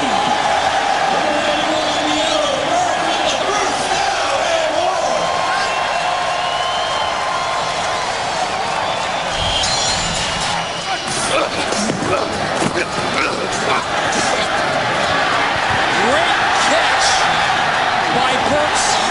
Ball thrown behind him. A 21-yard gamer. 15 on one. Ready? Diallo Burks with 80 yards in the air. Jeff Brohm's favorite target, having a great night tonight. And Chris Bain missed the tackle on that play, and that's why it was successful. Also one of the few times that Vegas didn't blitz. That's right, Mike. You know, they've been bringing 5 or 6 guys. In fact, Tuapala's been coming on almost every play. That play they didn't, and it bit them. Hand off to Derek Clark up the middle, good for a couple of yards. Spots the ball at the 16-yard line. Orlando scored twice now inside the red zone when they've been there. Orlando came up with a big defensive stop in the red zone earlier. Vegas trying to do the same. Nothing on the handoff to Clark. Kurt Gavea making the stop. The old man having a great night. He's in double digits on tackles tonight.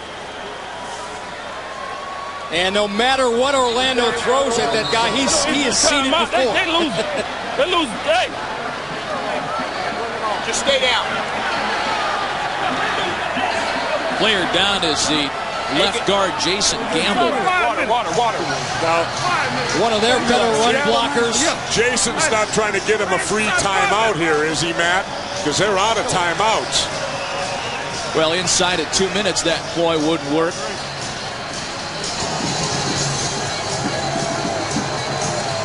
Jay Taylor's a guy on whose shoulders this thing might rest when we get down to nitty-gritty, and we're approaching that with 5:20 left in the game.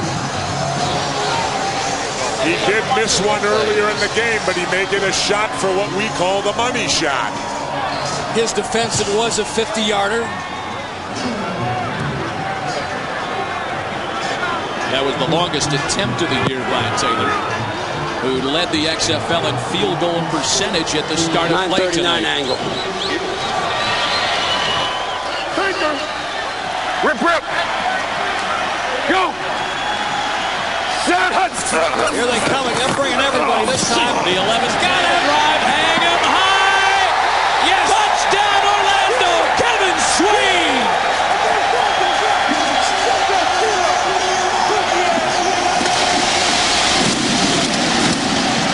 A 16-yard touchdown pass. Orlando goes back on top. They know how to come from behind here in Orlando. The Las Vegas Outlaws live by the blitz, and they die by the blitz. That time they brought everybody, and Hurley Tarver, no match for Kevin Swain. This is a huge extra point try to put him up by 6. Brohm looking for a target. It's good. Derek Clark makes the grab. The point after good, and yes, Orlando goes up by 6 points.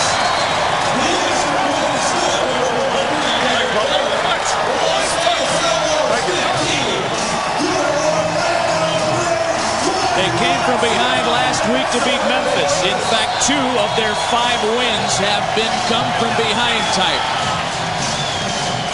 None more exciting than tonight's should the Rage hold on.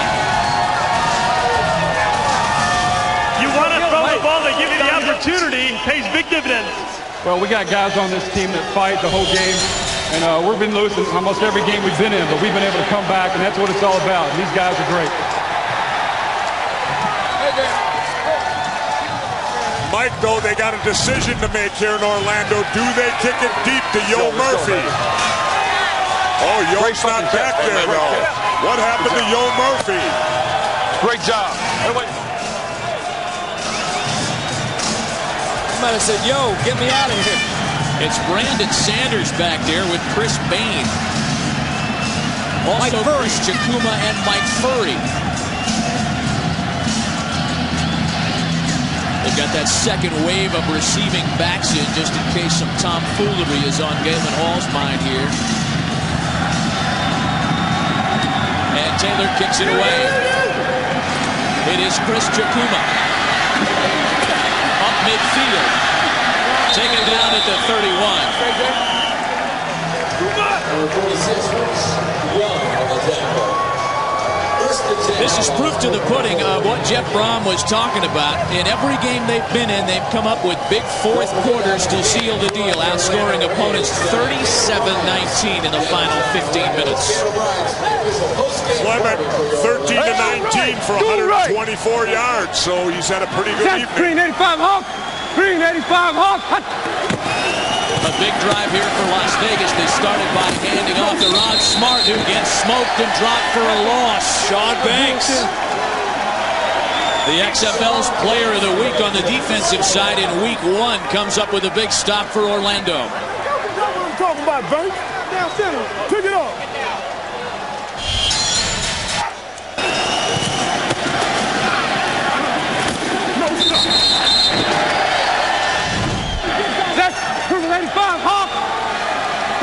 No gain on the play.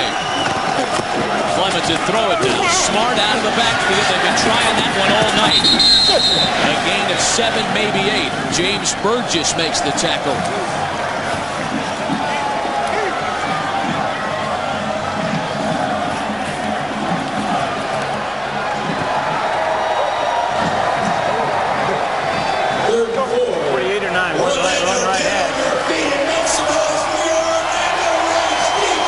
Third down here for Vegas.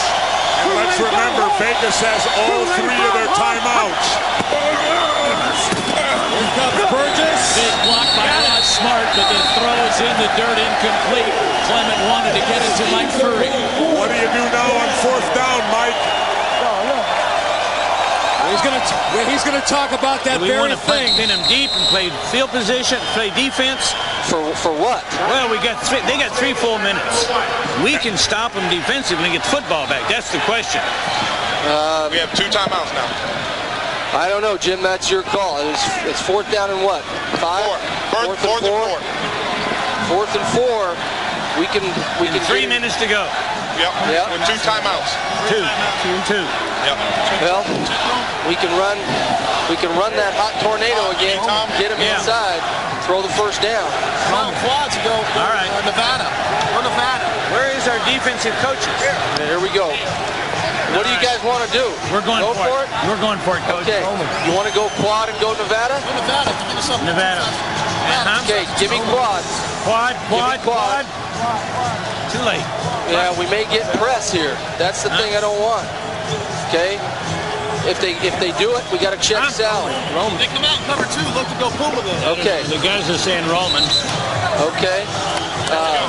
Here we go. Give me quad. Give me quad. 325 Nevada. 325 Nevada. Ryan Clement, I think, just talked his coach into going for it. Deuce right. 325 Nevada on 1. Press. Well, here we go. You heard the negotiation on the sidelines. They decided to go for it on 4th and 4. Biggest play of the game right here. 385 Hawk. 385 Hawk. Quick pass to Yo Murphy. No long. Orlando holds Corey Gilliard and Reggie Doster there to shut the door on the Outlaws. You know, you could always second guess, Mike, but the other thing you didn't hear talked about, they also had the 2-minute warning.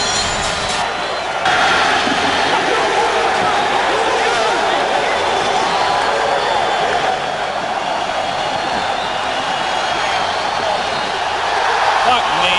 Fuck. Well, those pictures speak it all. One coach en route to staying undefeated. Still 2.5 minutes of football left. Brohm and the Outlaws, Brohm and the Rage, rather, take over in good field position. Hand to Brian Shea, stopped by Jason Kaiser, a gain of 3. Let's go, baby. Let's go. Corey Gillard, one of the 2 outstanding safeties for the Rage.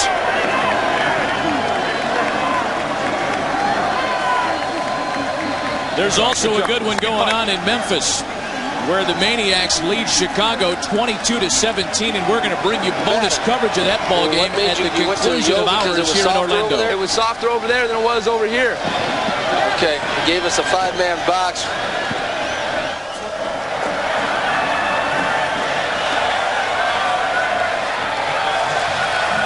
Orlando's getting ready to count that bonus paycheck again, Matt, if they can run the clock out here. 6-0, the only unbeaten team in the XFL. If you ever want to go that zero trade, let me keep it like the other day. This is something we talked about at the top of the telecast, Mike, the fact that somebody always steps up with the big play, the big game. Tonight it's been Jeff Brohm. Yeah, but also that defense. That took the defense right there, what we didn't talk about out of Orlando. Counter. Jeff!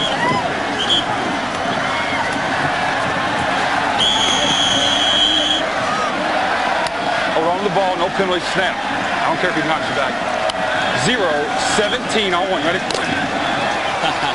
Yeah, exactly. 17, the counter tray here. Brian Shea will get the football as they try to eat clock. It is Brian Shea. It is a clock eater as we get to the 2-minute warning.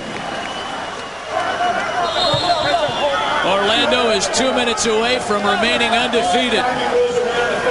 We'll be back to the Citrus Bowl in a moment. You're watching the XFL on NBC.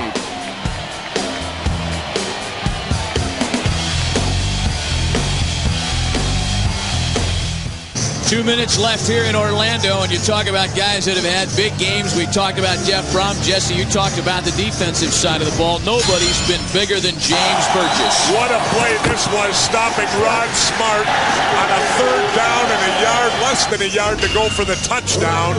Forced him into the field goal. What a big play. And it's been Orlando's defense that has really shined tonight. They're 2 minutes away from staying undefeated and cashing another $100,000 team check.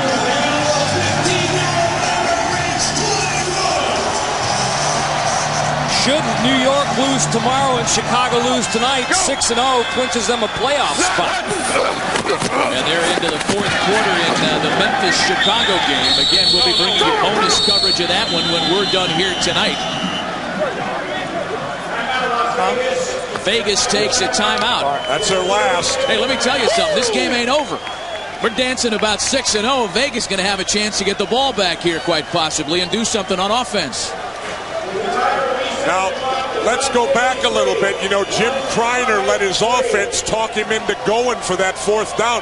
Had they punted the football and their defense held like they did right here, this would be a much different football game. You bet. That's a great point. Talk to Ricky, the Yankee switch, okay? Ricky's in for quad. He's right there.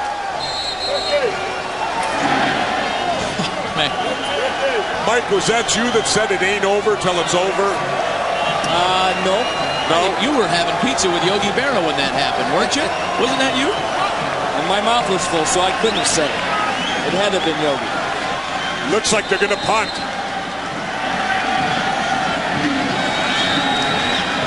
Well, here's a spot where Jake Taylor can wedge it between the 4 and the goal line. It's a live ball. Hangs up a good high one. A flag on the play. They didn't give him enough room to make the catch. Jason Kaiser was there to grab the punt. They're not going to worry about that penalty, though. He had to do that one. That's too far. 45 yards too far. 5 yards. The 58th kicking team. Penalty 5 yards from the end of the kick. First down. 4.5 minutes left in Memphis. Chicago needs to come back and win that one if they're going to stay alive, give themselves a chance to get into the playoffs.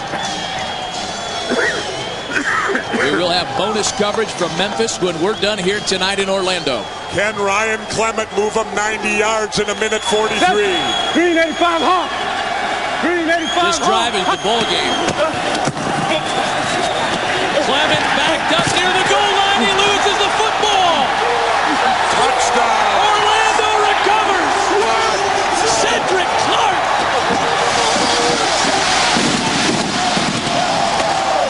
Orlando's defense sends a message.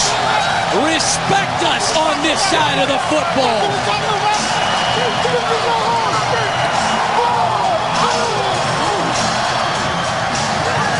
And that's the best dance we've seen all season.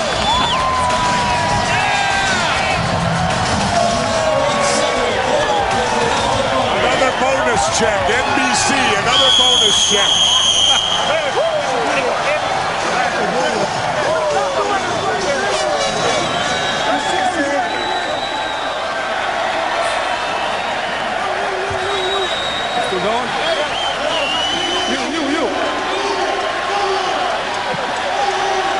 Swain is the player in motion for the point after try.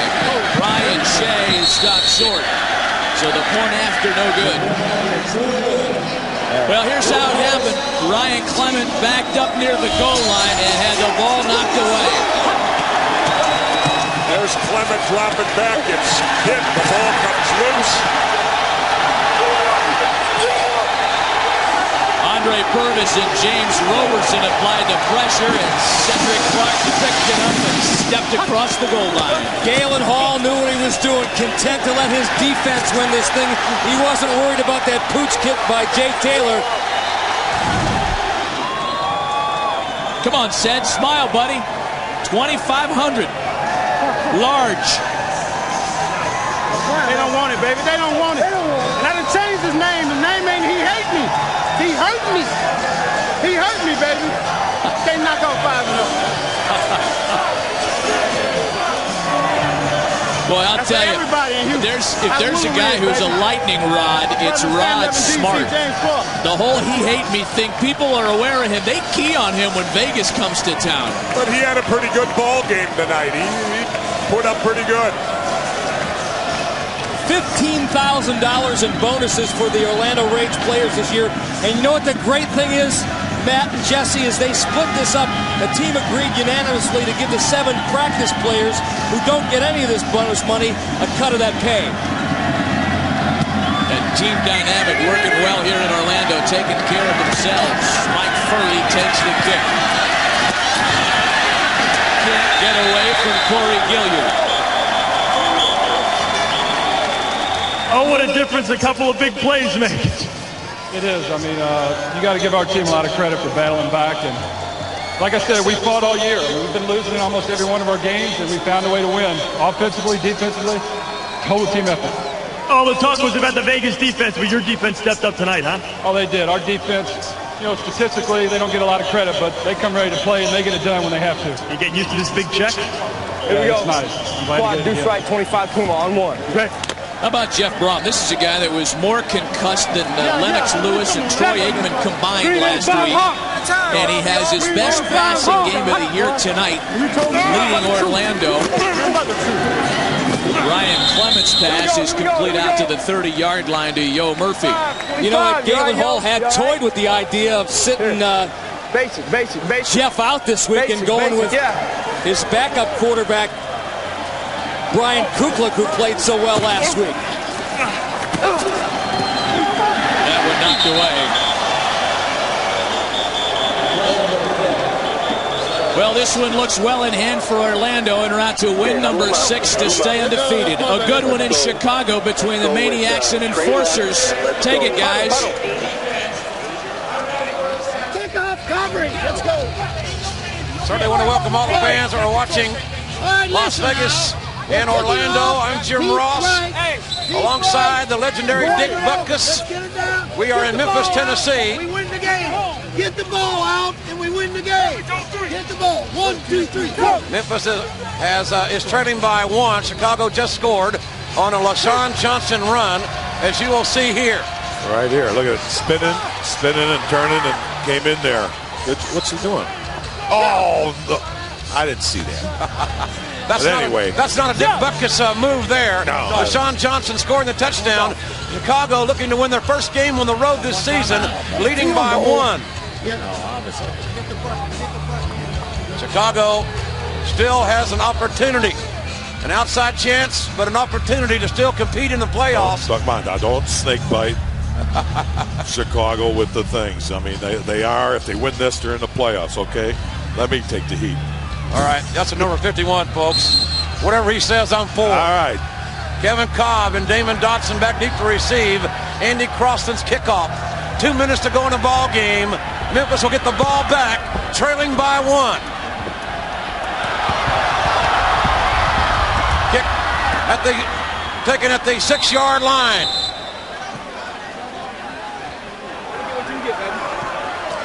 Memphis has had 2 turnovers tonight in the end zone. And this team, Memphis, has yet to win at home.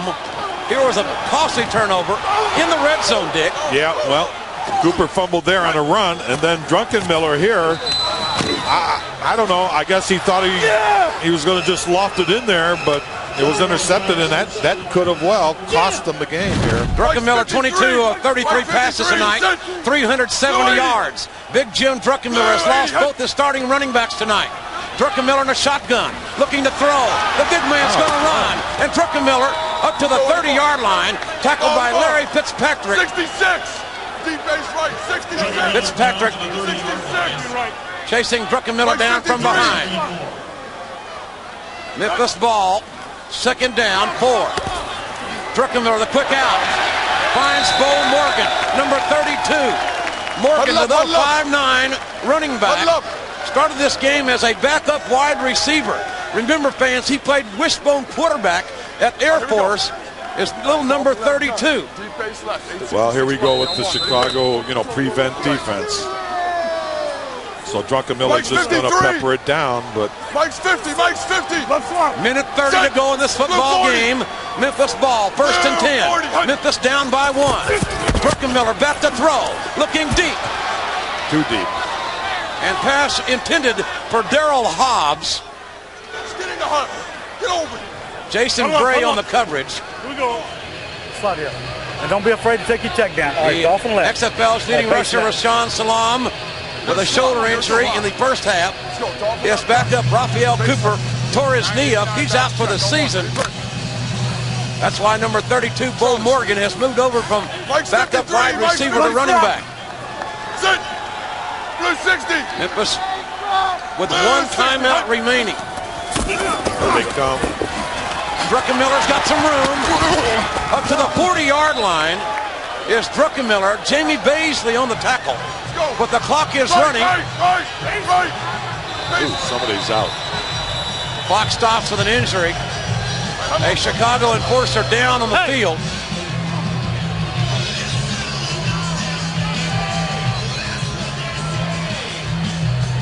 Can't get the number. That's Chicago. I think it's 96. Well, if it's 96, it's Sterling Palmer, who just came to Chicago. So Memphis can't really read if it's a shoulder or what. Big third down play, Dick Butkus. 3rd down and 4 for Memphis, trailing by 1. 1:10 to go in the ball game. Losing the Salam and everything else, I think Chicago's well aware.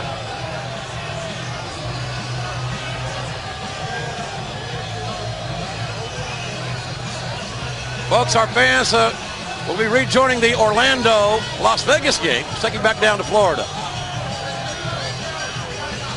Yeah, I think it's just a shoulder. What does Stinger look like? Yeah, it's shoulder injury, and Palmer off the field, but a huge 3rd down here for the Memphis. Well, that'll do it.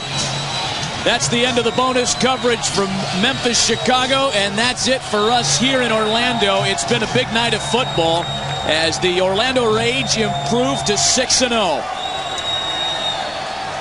James Burgess, talk about a guy who made some fantastic plays on the defensive side of the ball tonight. That goal line stand was incredible. Hey, we're a defense that, we're going to make a little mistake. We'll bend, but we're not going to break. 6-0. Did you ever think you'd be at this point? Hey, I love it. I'm playing with a bunch of great good guys, a lot of catches on this team, and that's what it's all about. Next week, you got L.A., another tough one. Oh, yes. We'll be ready. We're in L.A.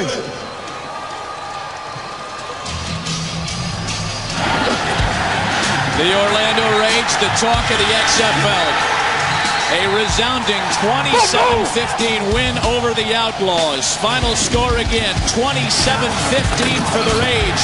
Still to come tonight on NBC, Saturday Night Live with big XFL fan Conan O'Brien and musical guest Don Henley. The end of the innocence nowhere in sight for the Orlando Rage as they improve to 6-0. Thanks for watching. Great job, man. They currently only allow 7 points per game, which is the best in the XFL. But on the flip side, the Orlando Rage offense is scoring over 25 points a game. So we've got the classic battle of a great defense against an extremely good offense. Jeff Brohm is out there to lead that extremely good offense, but a tough front seven will make it difficult for Brohm as we welcome Mike Adamley to the telecast. The Las Vegas front, the guys in the box, very good team. They are very athletic, Matt, very active. They are always in the attack mode. road. They lead the XFL in sacks with 20. They blitz on almost every down. They saw that hit that Shante Carver laid on Jeff last week. They're going to bring the heat again tonight. They want to see if Jeff is gun shy or not. But say this about Orlando's quarterback. He's a tough guy. He's resourceful. If you try to lay the big hit on him, he's going to break your heart and scramble for a touchdown like he did in Week 3 to beat New York, New Jersey. Well, regardless of who's in the booth or how many of us there are, moments ago, a tradition in the XFL. To start these games, they start with a scramble for the ball. And moments ago, the scramble went off. It was Scott Cloman scrambling for Orlando. Vegas won the ball with Chris Chikuma, a guy who had not scrambled before tonight. So he's 1-0 in his career as a scrambler, as the Las Vegas team will receive to start tonight. Well, those of you who thought we might have sold out a few weeks ago and hit rock bottom were wrong. To help us get there completely, let's check in with Fred Rogan. Some have called it an unprecedented television event. Others have called it a desperate ploy to increase sagging ratings. In any event, XFL founder, chairman, and noted raconteur, Vince McMahon has ordered a camera into the locker room of the Orlando Rage cheerleaders at halftime to capture the essence of whatever it is they do. Bev, how do you feel about a camera being in your locker room? I think it's great. They bring the cameras in the players' locker rooms. It's time they brought them into the cheerleaders' locker rooms. We get in there, we just get comfortable, and we want to take off some. Don't tell them about that. Well, I guess you'll have to see. An anxious nation awaits. Hey, Fred, hang on a second here. What I would like is, I would like to introduce all of you ladies to the one man that's going to be privileged enough to walk into your locker room with a camera. And here he is. His name is Bruno. Say hi to the girls, Bruno. Hi, girls. Have fun.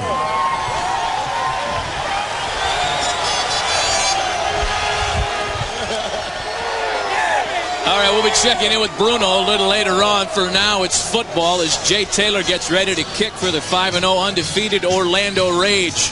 A big crowd in the Citrus Bowl tonight.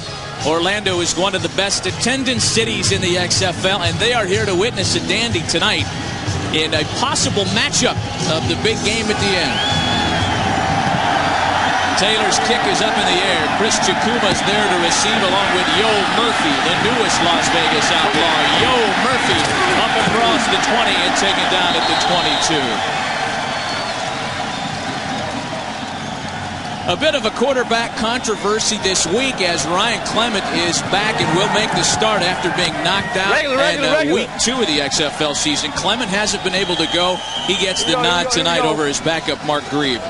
You know, I got to agree, though, with the head coach. You don't replace a quarterback because he's been hurt. When he's healthy, you get him back in there. Jim Griner said he did not want to use Clement at anything less than about 90-95% after the dislocated shoulder in Week 2, and we've got some early yips, a flag on the first play from scrimmage. They can't. God damn it! Get a huddle!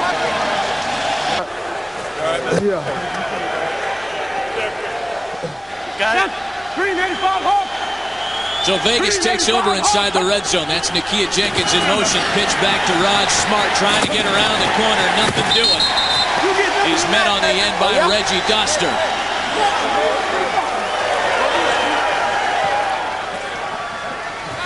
The Vegas offense, guys, it should be pointed out, is last in the league in total offense. This group is averaging fewer than 200 yards a game. So a turnover deep in enemy territory, that's just a big gift for this club.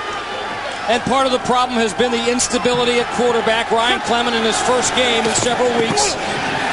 After the shoulder separation out to Smart, this is just as good as a running play.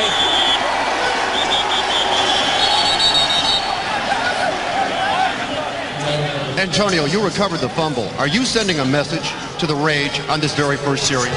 No, we left the lights on last week. And tonight, it's lights out defense. Everybody. We just left the lights on and we appreciate it. Antonio Edwards. We didn't answer the bell last week.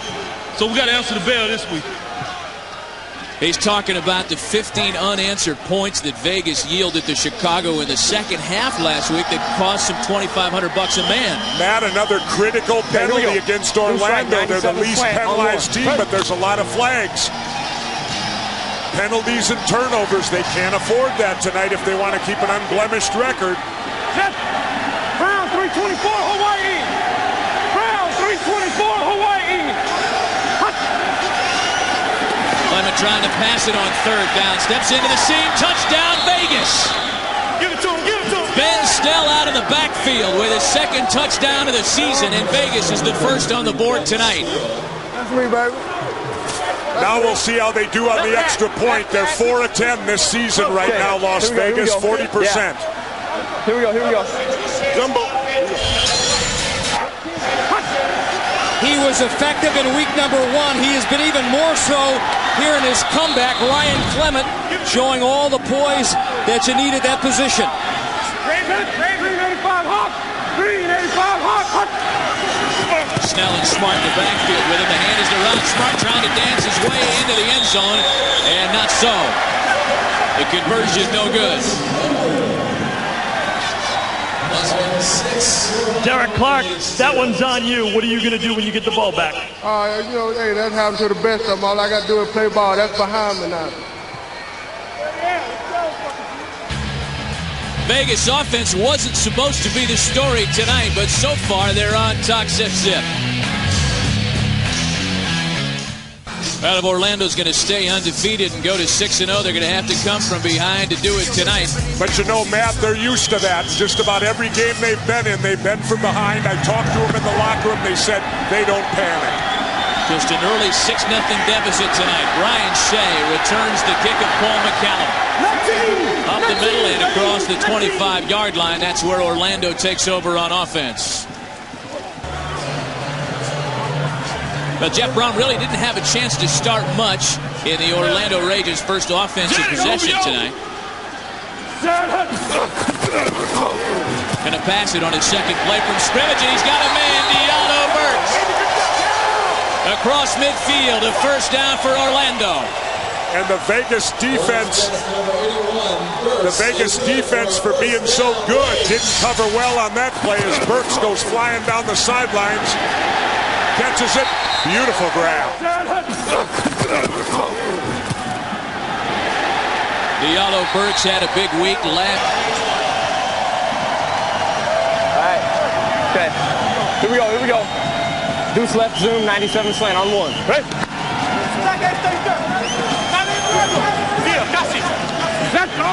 As if the shoulder situation wasn't bad enough for Clement before the game tonight. He jammed his little finger on his throwing hand. They're going to try to establish the run like that all night. He hate me. Rod Smart up the middle for a gain of 4. Deuce right, 17 Sally. Here we go. Deuce right, 17 Sally on 1. Right.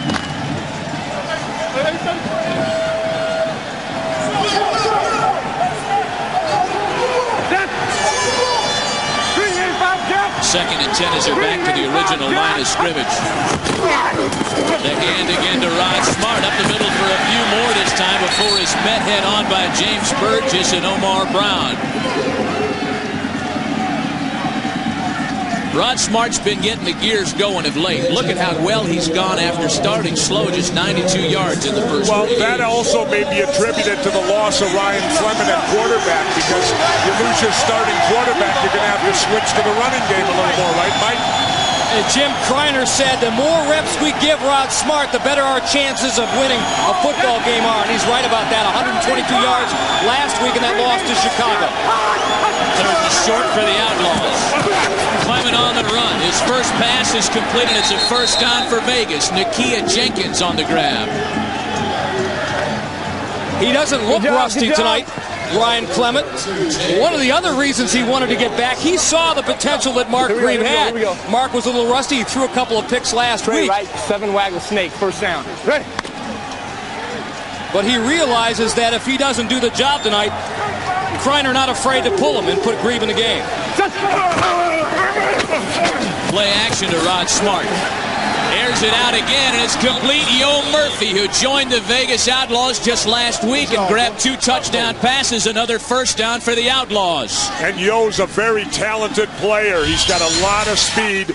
Here you see Yo going out, fakes inside, makes his move to the outside. Clement puts the ball right on the letters. Beautiful play. Jesse, I think they can do that all night long, providing Clement gets time to throw. Vegas across midfield now.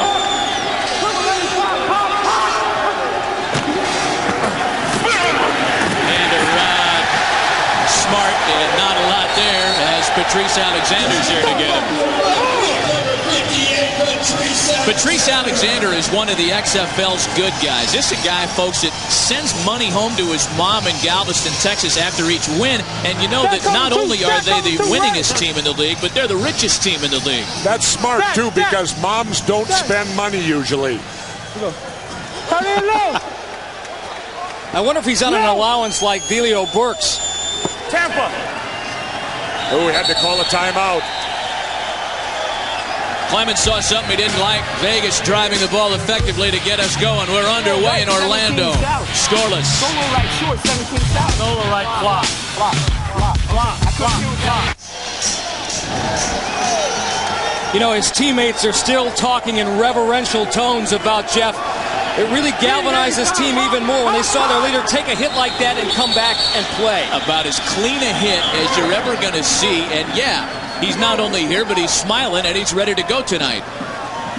Another flag as there was movement on the line. Looked like Mark Campbell was jumping for Orlando. Contact by the defense, number 97. You know what's interesting about this? Second down. Orlando's been called for just 9 penalties this season, and here they get one already. It could be a bad sign for the unbeaten Rage. 9 offensive penalties. They are the least penalized team in the league. 6th play of the drive for Las Vegas. Rod Smart, no love. Patrice Alexander trying to send more money home to mom. Patrice Alexander brings up 3rd down. Get him your feet for Lord. There you see Alexander coming in from his linebacker position, and Rod Smart don't like getting hit like that. That was a one-on-one. They're not giving up about 50 pounds difference there. They're not the biggest linebacking core in the world, but they are tough and active. Clement trying to buy some time, looking to air it out. He ends up throwing it away. Actually has a receiver. Nakia Jenkins in a textbook broken play. Now Vegas can't do anything wrong on this drive, fellas. And give Ryan Clement all the credit in the world for keeping this play alive. He wasn't throwing that ball away. He saw Nakia all the way. And the other thing the DBs better learn, don't give up on your receivers. Clement did not run right there. Oh, they're calling it out of bounds. He stepped out earlier as the referees call, so therefore he can't make the catch. Vegas now forced to punt. Skinny Culver back to receive the kick of Paul McCallum. McCallum averaging just 37 yards a punt this year. That's a dandy as he hangs it near the goal line. Skinny got to run it out. And Culver's wrapped up. Joe Tuipala makes the tackle for Vegas. Orlando pinned deep in their own territory for their first possession of the night.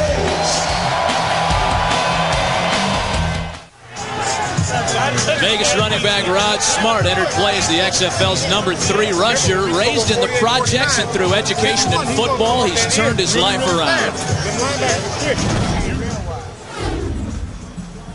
This is it right here. It's Washington Park, the ghetto. You know, by growing up in the projects, all the bad stuff around you, you grow to feel that you don't want that in life. By playing ball in high school, it showed me that I could go off to college somewhere different and get a college degree, play ball, and better my life.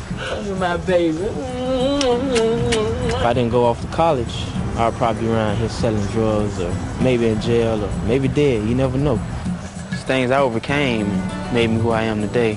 Made me stronger in life, too. Rod Smart is from nearby Lakeland, Florida, playing in front of a lot of friends and family tonight. He received a large packet of tickets and found out he didn't even have enough, so he went to an ATM machine and bought some more. How many variations on the "He Hate Me" slogan can we see in a football game? First play from scrimmage for Orlando is a handoff to their leading rusher, Derek Clark. Vegas said he coughed it up, and he did. Vegas takes over inside the 10. First big break of the game goes to the Outlaws. Big Antonio Edwards, the criminal justice major from Valdosta State, whose wife is a DA. The man who made the hit, Joe Tuipala. Who hit him? Hey, Kurt! Kurt! That's what I'm talking about, baby! Las Vegas, by the way, has the best turnover ratio in the XFL. They've coughed it up only 4 times and now 15 takeaways. Well, this is really getting to the point where it's a must-win for Las Vegas. You know, they're tied at the top of their division in the West, but they don't dare lose another game. Just got hit from the side. Undefeated and high scoring, the Orlando Rage attack with passion and abandon. Selfless and committed, it seems this rage will never end. Leader Jeff Brohm wills his explosive offense to the end zone, leading the league in scoring. Last week, a gritty and courageous Brohm hung in and delivered another TD pass, knowing he was going to get drilled. After surviving one of the most vicious hits ever, Jeff returned looking for more. And that's the way it's gone for this Rage. At the right place, at the right time, someone steps up with a money play. The Orlando Rage is 5-0 and is the class of the league. But tonight, they face their stiffest challenge yet.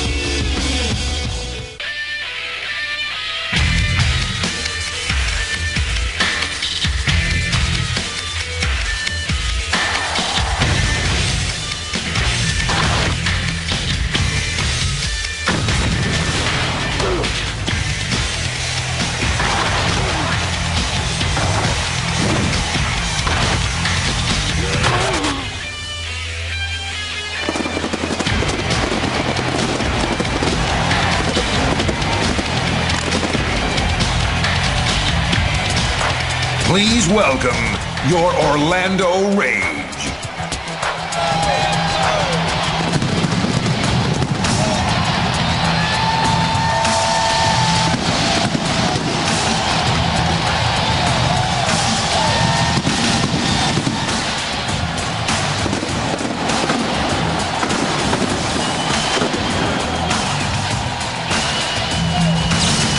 From the Citrus Bowl in Orlando, Florida, Week 6 of the XFL, featuring the 3-2 Las Vegas Outlaws and the undefeated Orlando Rage.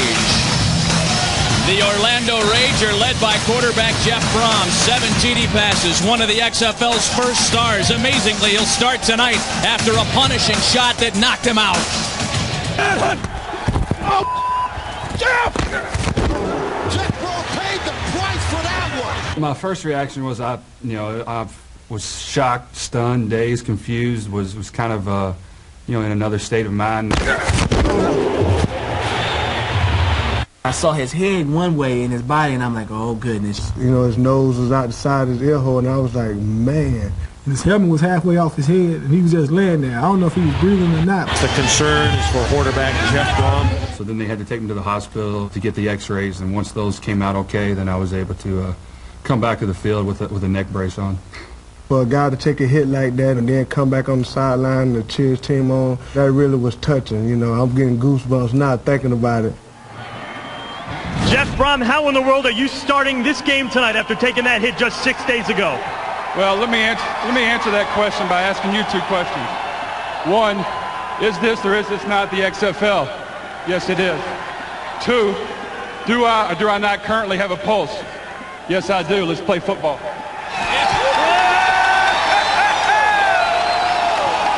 Checking the standings in the Western Division of the XFL. Las Vegas on top of a crowded house at 3-2. Everybody within striking range. A different story in the East, where Orlando is 5-0. Birmingham, New York, and Chicago trail. And welcome again to the Citrus Bowl. Matt Vasgersian along with you. This is indeed a matchup between two of the best in the XFL. The Orlando Rage at 5-0, best statistical team offensively in the XFL, yet somehow they feel like they haven't gotten the respect they deserve. Tonight is their opportunity to pay it off in front of a big national television audience. Their job will be made difficult, however, by a stingy Las Vegas defense, and I welcome Jesse Ventura to the telecast. This Vegas defense is pretty legit. This Vegas defense is outstanding.